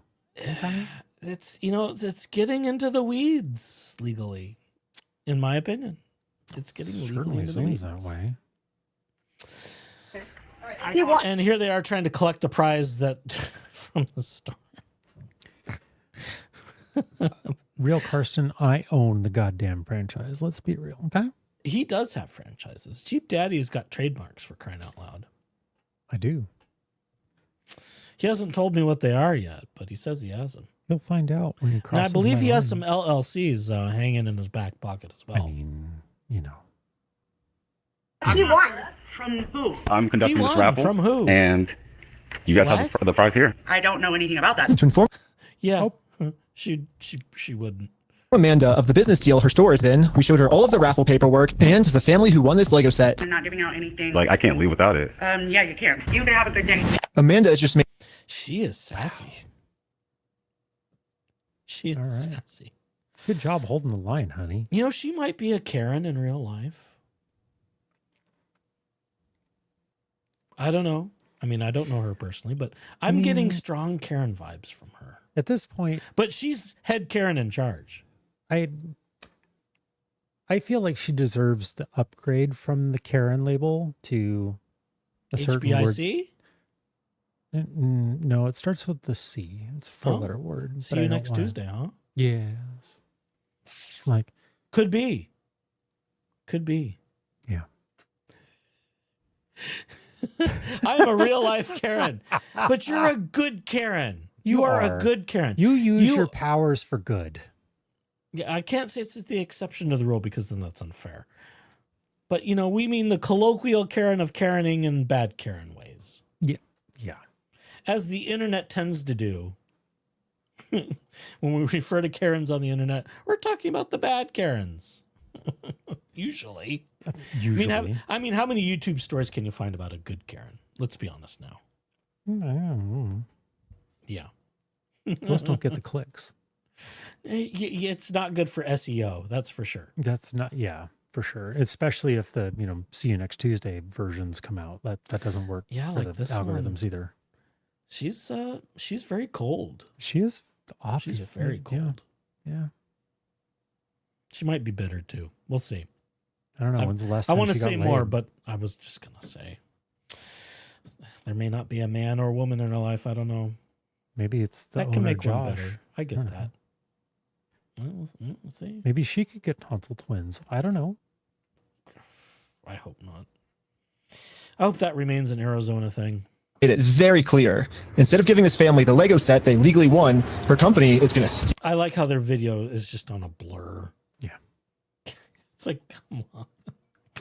steal it. Really? You're stealing $1,000 from a little girl. Yeah. And now we're going to accuse her of things. Oh my God. That's not wise. Yep. Okay. Thought where that does this I go? was the And then police show up. Okay. Should we get to the police part? criminal. Oh, let's do it. Yeah, let's go. Oh. Patting him down. Oh, he's getting a pat Is this down. typically how you treat victims if they get their prize stolen, or? Do you have ID or anything on you? No. What's your date of birth? The police get caught and he's in trouble. Here we go. 12/30/1995. Did we commit a crime? I'm trying to figure that out right now. The police were very confused on who the actual criminals in this situation were, so we explained everything to them. I'm supposed to be getting this prize from here. Okay. And they're not going to give it to me? But the police don't just have to take our word for it. I'm carrying all of the legal raffle paperwork. I've got a binder that says raffle It paperwork. says raffle paperwork right on it. Oh my God. And what's the book? Plus the Oregon law book that specifically states this is a criminal crime. The police We've got the ORS. Oh my God. Okay, that's pretty good. Nice. That's pretty good. He was prepared. I mean, as prepared as you can be for such a scheme. are required to investigate. Oh, we have all the paperwork here. Stealing from a DOJ-approved raffling scheme is a criminal offense which the police have to investigate. Now that the police have seen the law, they actually agree that a crime has been committed. They're now finally going to do a police investigation on this Lego theft. The investigator started by taking some notes. They're selling stuff because they're thieves and stole stuff. It's a raffle? Yes. Okay. And we need to investigate some sort of raffle thievery. Well, he started taking notes until Raffle thievery. I like it. another police officer came and whispered in his ear. I don't know what he said to him, but whatever it was, it made them all completely change their attitudes. That should be discoverable. It should be. We've got BWCs on. You're trespassing the property for life, okay? Come back. You're going to go in handcuffs and go to jail. Would they trespass you? But we're just trying to claim our prize. I want to deal with you today. Uh-oh. Oh, I'm going to You deal guys have with no you two rights next. or have no connection to the story. Not Well, yeah, we do. They stole a bunch of, like, they have our prize, so there's a connection. that is a civil issue between. No, it's criminal. I got the. Are you going to listen to me? This officer's trying as hard as he can to cover up this crime, but I wasn't. And they don't want to deal with things that they can't arrest people for, generally speaking. It's just, they've got their role and their They job. have their mission. They've got their purpose. I mean, this is that you're poking the bear, and not necessarily the right bear either. None of them are particularly attractive bears, but never mind. Gonna let him. But eventually, he said, if I don't let him cover up this crime, I'm getting arrested. We really want to dive down this really deep. We're trying to get some house. Okay, we're trying to work with you guys to do some house. We can start looking at you guys falsified a raffle. Whatever No, that raffle looks like. Well, here's the thing: is it's not a falsified raffle. We have all the legal paperwork right here. You don't have authority to give out a prize. We're just going to get to the point that we're not going to have these conversations. We're just going to put you in handcuffs, take it here. Are we all on the same page? No. Yeah. Yeah. They're just trying to. Okay. They're Yeah, trying to I'm not gonna let the coerce him police into just- confessing to us something that he didn't Yeah. technically legally do, even though maybe it's like a little sus, but Entrapment. Someone said it earlier. Cover up this crime, I'm gonna get this Lego set to the rightful winner. First off, we do have the authority to do this raffle, so we are legally done for the night. No, it's actually required by you guys to investigate this. It's not civil; it's criminal. Just so we're talking in circles, right? Yep. No. Do you understand at least what he told you on the? Oh, we're talking circles. That's the first thing we talk about falsifying a raffle. Good. Just answer my question, please. Do you understand what Officer Bev has explained to you? Kind of what's going to happen? What's going to be the next steps? I think. Nope. Yes, no. No, I'm not understanding. You don't understand? What part don't you? Yeah, I was pretty confused on what they were gonna arrest me for. I mean, the Fourth Amendment in our Constitution specifically states that the police can't arrest you if they don't have a reason. I keep asking them for a reason, but they can't tell me anything that I'm doing that's illegal. Well, I don't think we broke the law. I'm understanding. That part doesn't matter. Here, it's pretty black. it's generally speaking, it's not a great idea to litigate the law on the side Roadside of the and road. with the LEOs. Yeah. Not a good thing. See, this is Usually not. This is why Miranda rights are important. At some point, you gotta keep your mouth shut and just let a lawyer deal with it. Oh my God! Because you're not gonna fix the system here. No, you're not going to fix the system They're not on the gonna side side of the with fucking you. road. Practically ever. No. Especially in situations like this. Because it's not a car accident. This is, there's not obvious crime caught in the act of. This is, okay, we've got people fighting with each other and we've got a business here. These guys are interfering with the business. You're probably going to lose those fights with law enforcement. Most likely. They're going to see you as just interfering. And there are laws against interfering with business. So even in Oregon. Yeah. Let's see. Anna Disguise says the police are litigating it on the side of the road. Well, both sides are. Well, yes. The police got called out there for a disturbance, essentially. And now it's become an issue. And if you want to fight against the police responding to a disturbance, it could go badly for you as the suspect. Mostly That's bad just the against system. Yeah. It's mostly going to not work in your favor. I wouldn't necessarily call that corruption from the get-go. Because it's more nuanced than that. There's a lot of pieces here. I mean, if you look at it from this, and I'm not taking sides for anybody right here. I have no skin in the game. I have no dog in the fight. If you look at it from the business side, because I've had to deal with problematic people interfering with my business. Oh, that's true. Yeah. Yes, and we've had to call the police. Generally, they've been helpful. And generally, and I'm using all Y words on purpose, not because I'm being deceptive, but because I don't want to get into all the details of it, the police have sided with us as the business owner and being interfered with by a bunch of crackheads. So, Ben isn't that far of a person, but it becomes a problem. It becomes a nuisance issue that police have to deal with, and the easiest thing for them to do is just take you away. Remove you from the situation, let things cool off. So we can't paint with too broad a brush for any of this. Now, I have very strong opinions on how this unfolds, and I have very strong opinions, which we'll get to, of who I think is guilty of committing some crimes, because I believe some have happened. And I believe those involve people more in the middle of the situation than on either of the ends.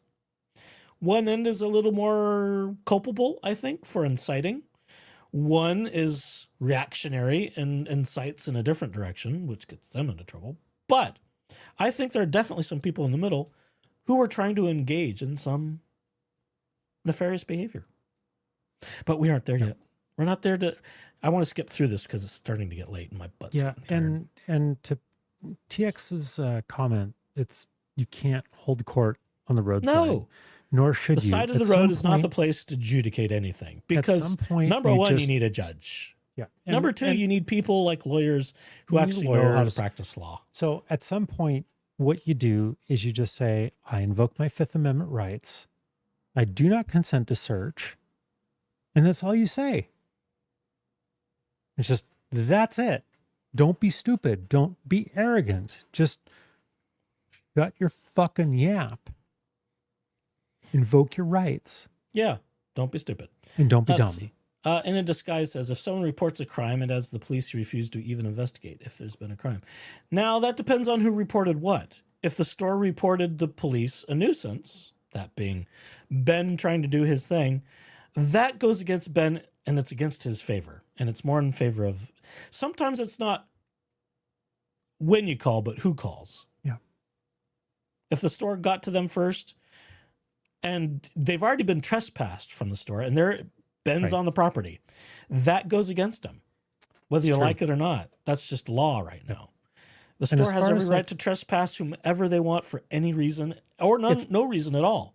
Right. I have gotten to trespass people from my jobs for no reason. Well, private in my case, property. not for no reason at all, but yeah. If somebody parks or is hanging out in my driveway at my house, I can trespass them and they will have to leave. That's just how it is. If I owned property and somebody parked their vehicle that didn't have permission to park their vehicle, I can call a tow company and have them removed legally. That's how that works. But it's not, you don't argue that on the side of the road. You just don't. And then in a disguise says Ben wasn't on the property. Again, admittedly, I'm skipping through some of the details of this because it's getting late. But he did have a table set up in front of their door. They trespassed him. The property, if he's not on the public sidewalk, he is technically on their property. Yeah. I mean, that's just the easy way the police are going to handle it. Okay. Because like the public right-of-ways are public property. That's different. Yeah. And to Rochelle's point from, I guess I got to change my mind. As a professional cybersecurity person, professional, blah, blah, blah. Like, don't just willingly hand over your shit. If you're talking about your phone and like access to your car, etc., don't just I strongly advise you to make sure that your phone is secure so they can't compel you for the biometrics. So it has to be a PIN or passcode that or comes whatever. Up in this too. And can you believe that comes up here too? You do not have to consent to search. That's your right under the Fourth Amendment. So just don't voluntarily waive your rights. Think. And they'll try and leverage you to get you to do that. Give me your phone. That happens in this.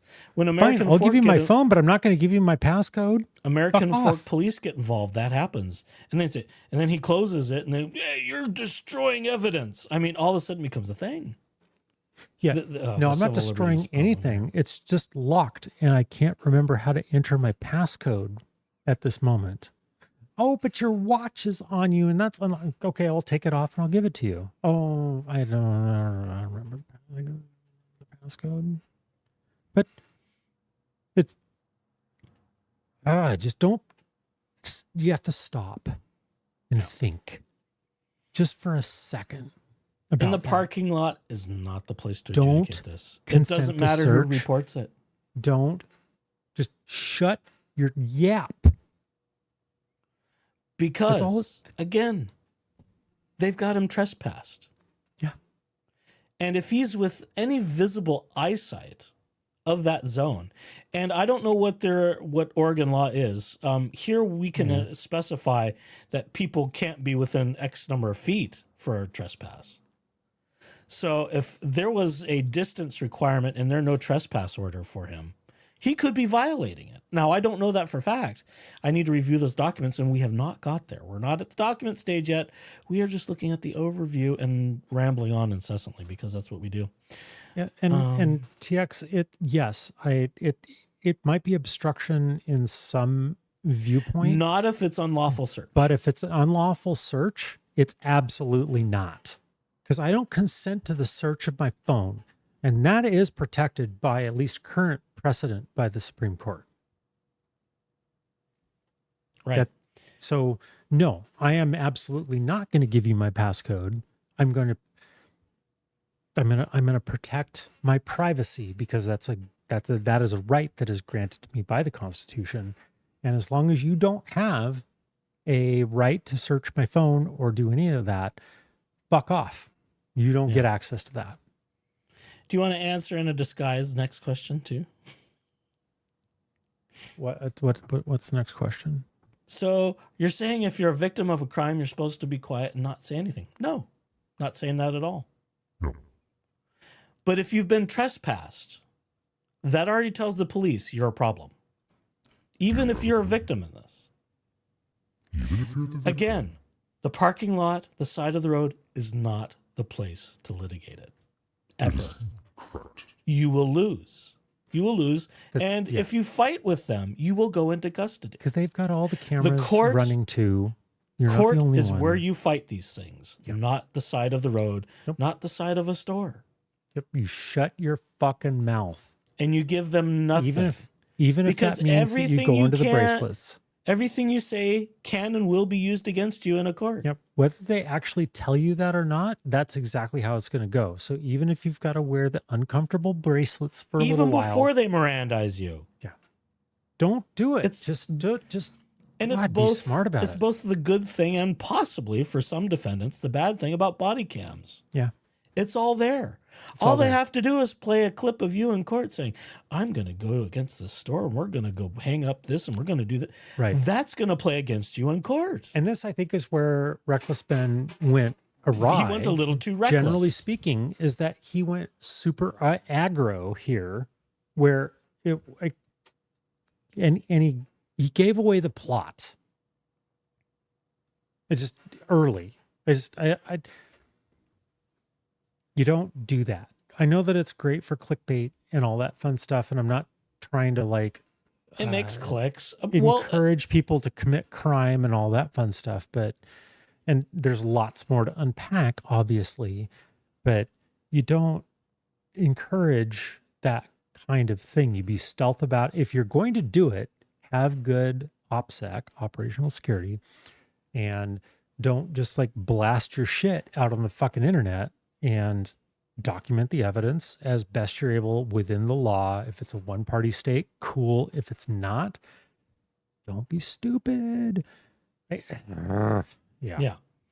And to the questions about getting to court, the police are not the gatekeepers of the court system. They're not. No. They can be part of a piece of it. There can be reports that turn into prosecution, but it's not the police that decide what goes to court. It's not the police that would deny them getting into court. They could file for civil actions up to certain levels. That's why BAM was saying, well, this is a civil matter. With the level of with the level of stuff at stake, because it's over 75,000. That's kind of one of the prongs to get into federal court is harm amounts. That's not the right word. What am I looking for? I don't know. You figured out I need an intermission again. Go ahead. Whatever. We need to start wrapping this up. Yeah. So liabilities for federal court have to be over 75,000, and the alleged amount of losses with real material, real property, attorney's fees, and so forth, they certainly meet that threshold. But again, it's not police that decide it. There are other avenues. This is why we have civil courts. Not everything is on the level of a crime. Right? Crime in the sense that, it'd be a misdemeanor or felony. And only prosecutors can bring criminal charges. Police don't do that. Police can give stuff to the prosecutor. There may be stuff that's worth a prosecutor's time, but police aren't the deciding factors in that. And depending on the amount of workload any municipality prosecutor may decide whether or not such a thing would ever go to a court case to begin with. So this is why we have civil avenues. I mean, if you want to look at big level civil litigation, we could talk about certain presidents and how they've been civilly sued for millions of dollars for rape cases, essentially. So there are avenues to do big game things civilly. But if you're just trying to chase after criminal charges, it's not as easy as getting the police to side with you. It's far more complicated than that. Let's see. TX says, they don't have to read you Miranda unless two things are true. Well, those two things being, they're not going to read you Miranda unless they're questioning you. Unless there are problems with how they do their process and their policing. But that's another matter either way. See, do we know what those two things must be? In custody and must be being questioned. Yes, there we go. Excellent. I could have just kept reading and I would have been fine, but I just had to stop myself for some reason. Yeah, well, that's the funny thing. And if you spend any time in LawTube, everyone always thinks that the second the police show up, you need to be Mirandized, which is silly. Because their initial stuff is investigation based on probable cause, which does not qualify for Miranda. So yeah, it's the nuances. It's the nuances, and real Carson. Yeah, why didn't the owner just get a lawyer to begin with? Yes, it was going to head to litigation either way. That's where this was careening to at warp speed, warp 7.9 at least. At least. That's the word. Damages over 75K. See, it's late at night and I'm forgetting the words already. See, they do have to do an investigation through gather evidence from investigation. Not necessarily. If it's a civil case, you don't need the police to do investigation. Police are only going to invest something that's got obviously criminal stuff that they can charge by statute.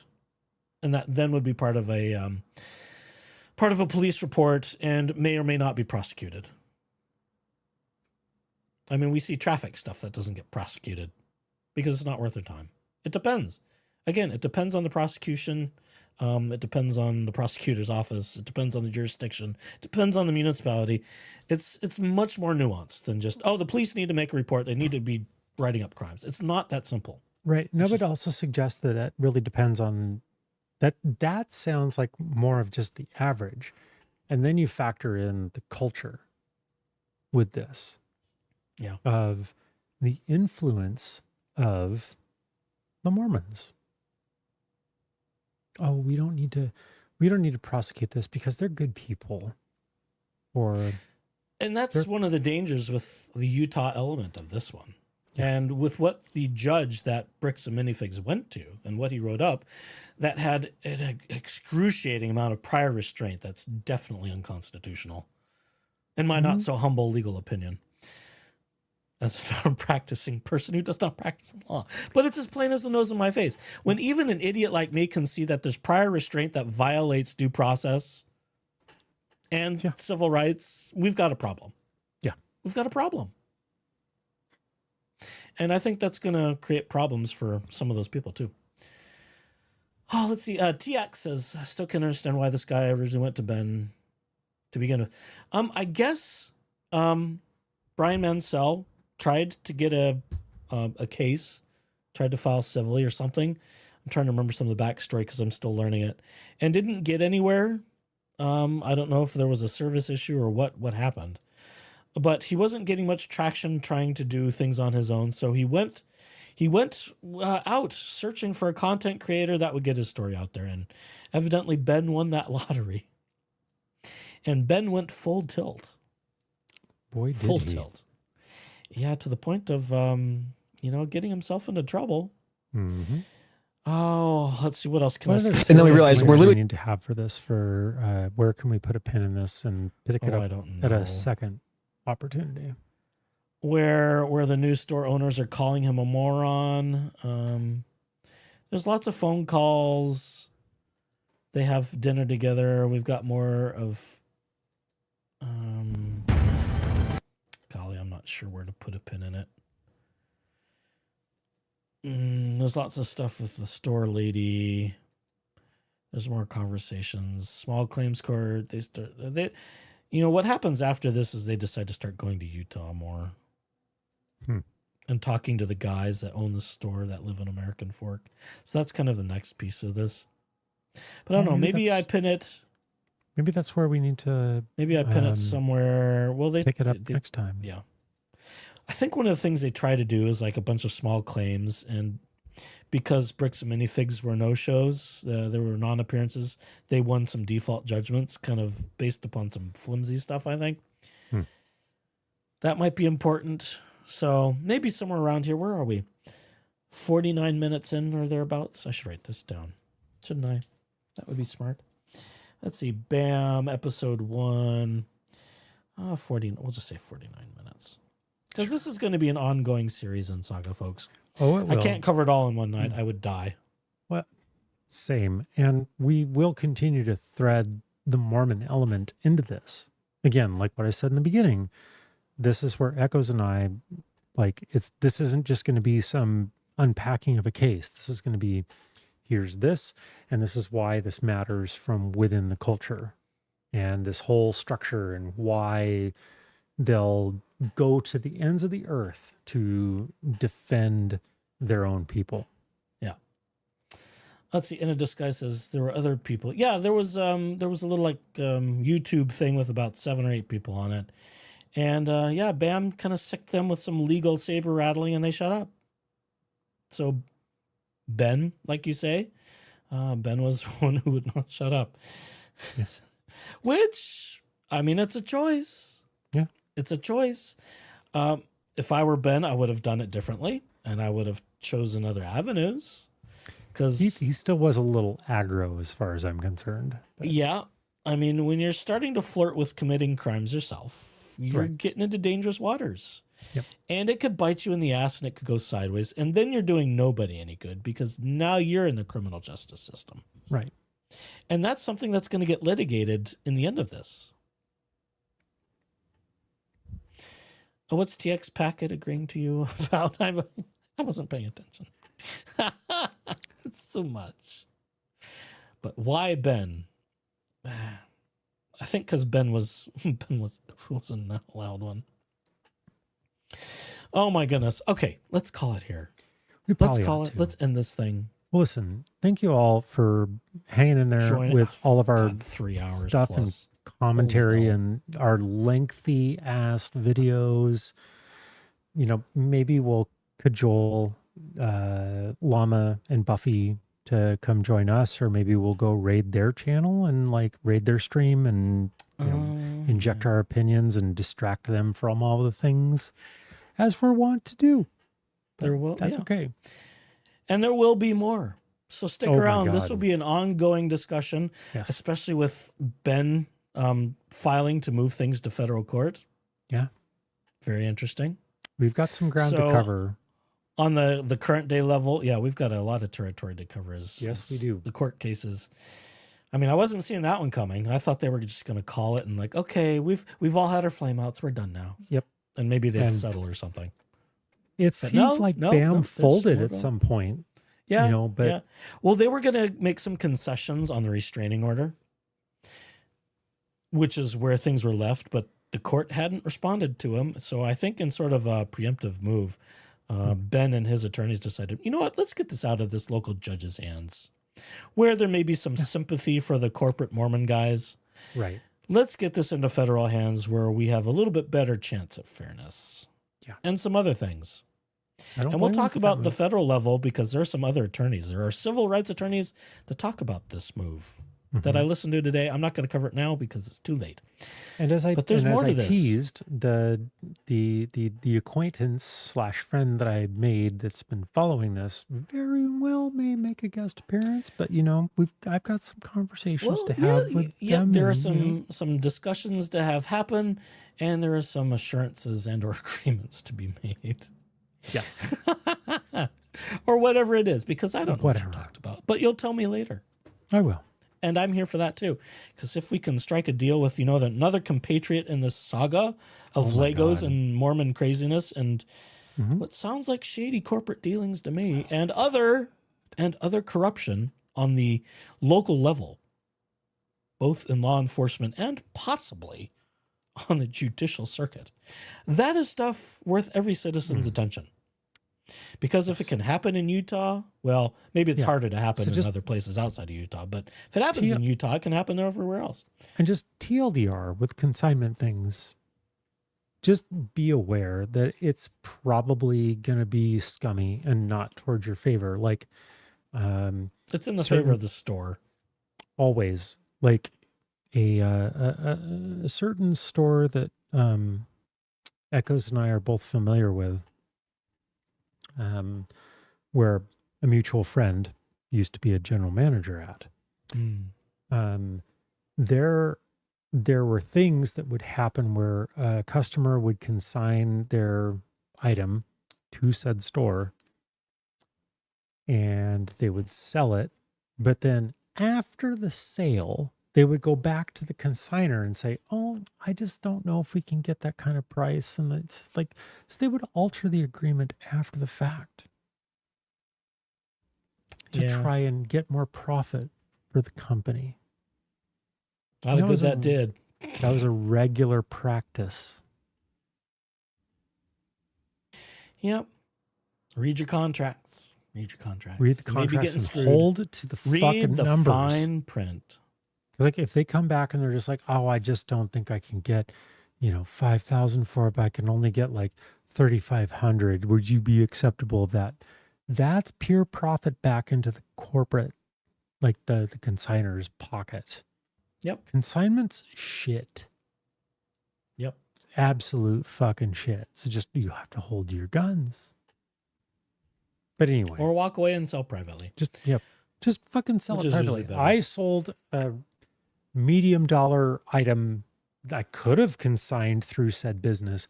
And it took a minute, but I ended up selling it private party and I got my money back that I paid for it.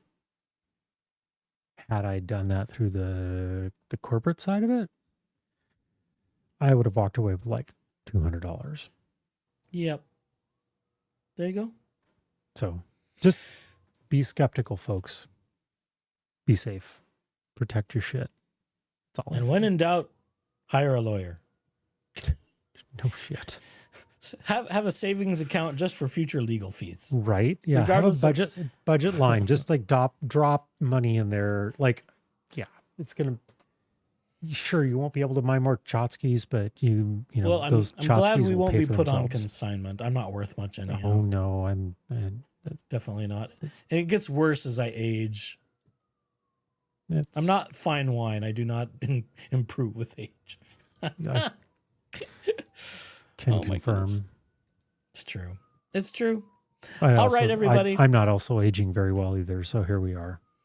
Until next time, we'll see next what time, happens. you're stuck with us in the cubby hole with the two cranky people in the balcony and do our thing. The balcony hasn't changed. We're still salty as fuck. Salty bitches in the balcony. That's correct. Sneering at the lowly people below. There hasn't been much sneering today. Not enough.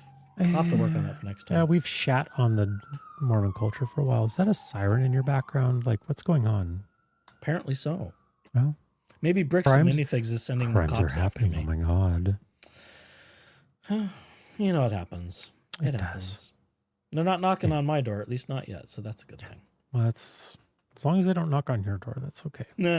Just knock on Twink number one's door and get him to come over here and do my fucking laundry. Why would the cops do that for you? Never mind. Never mind.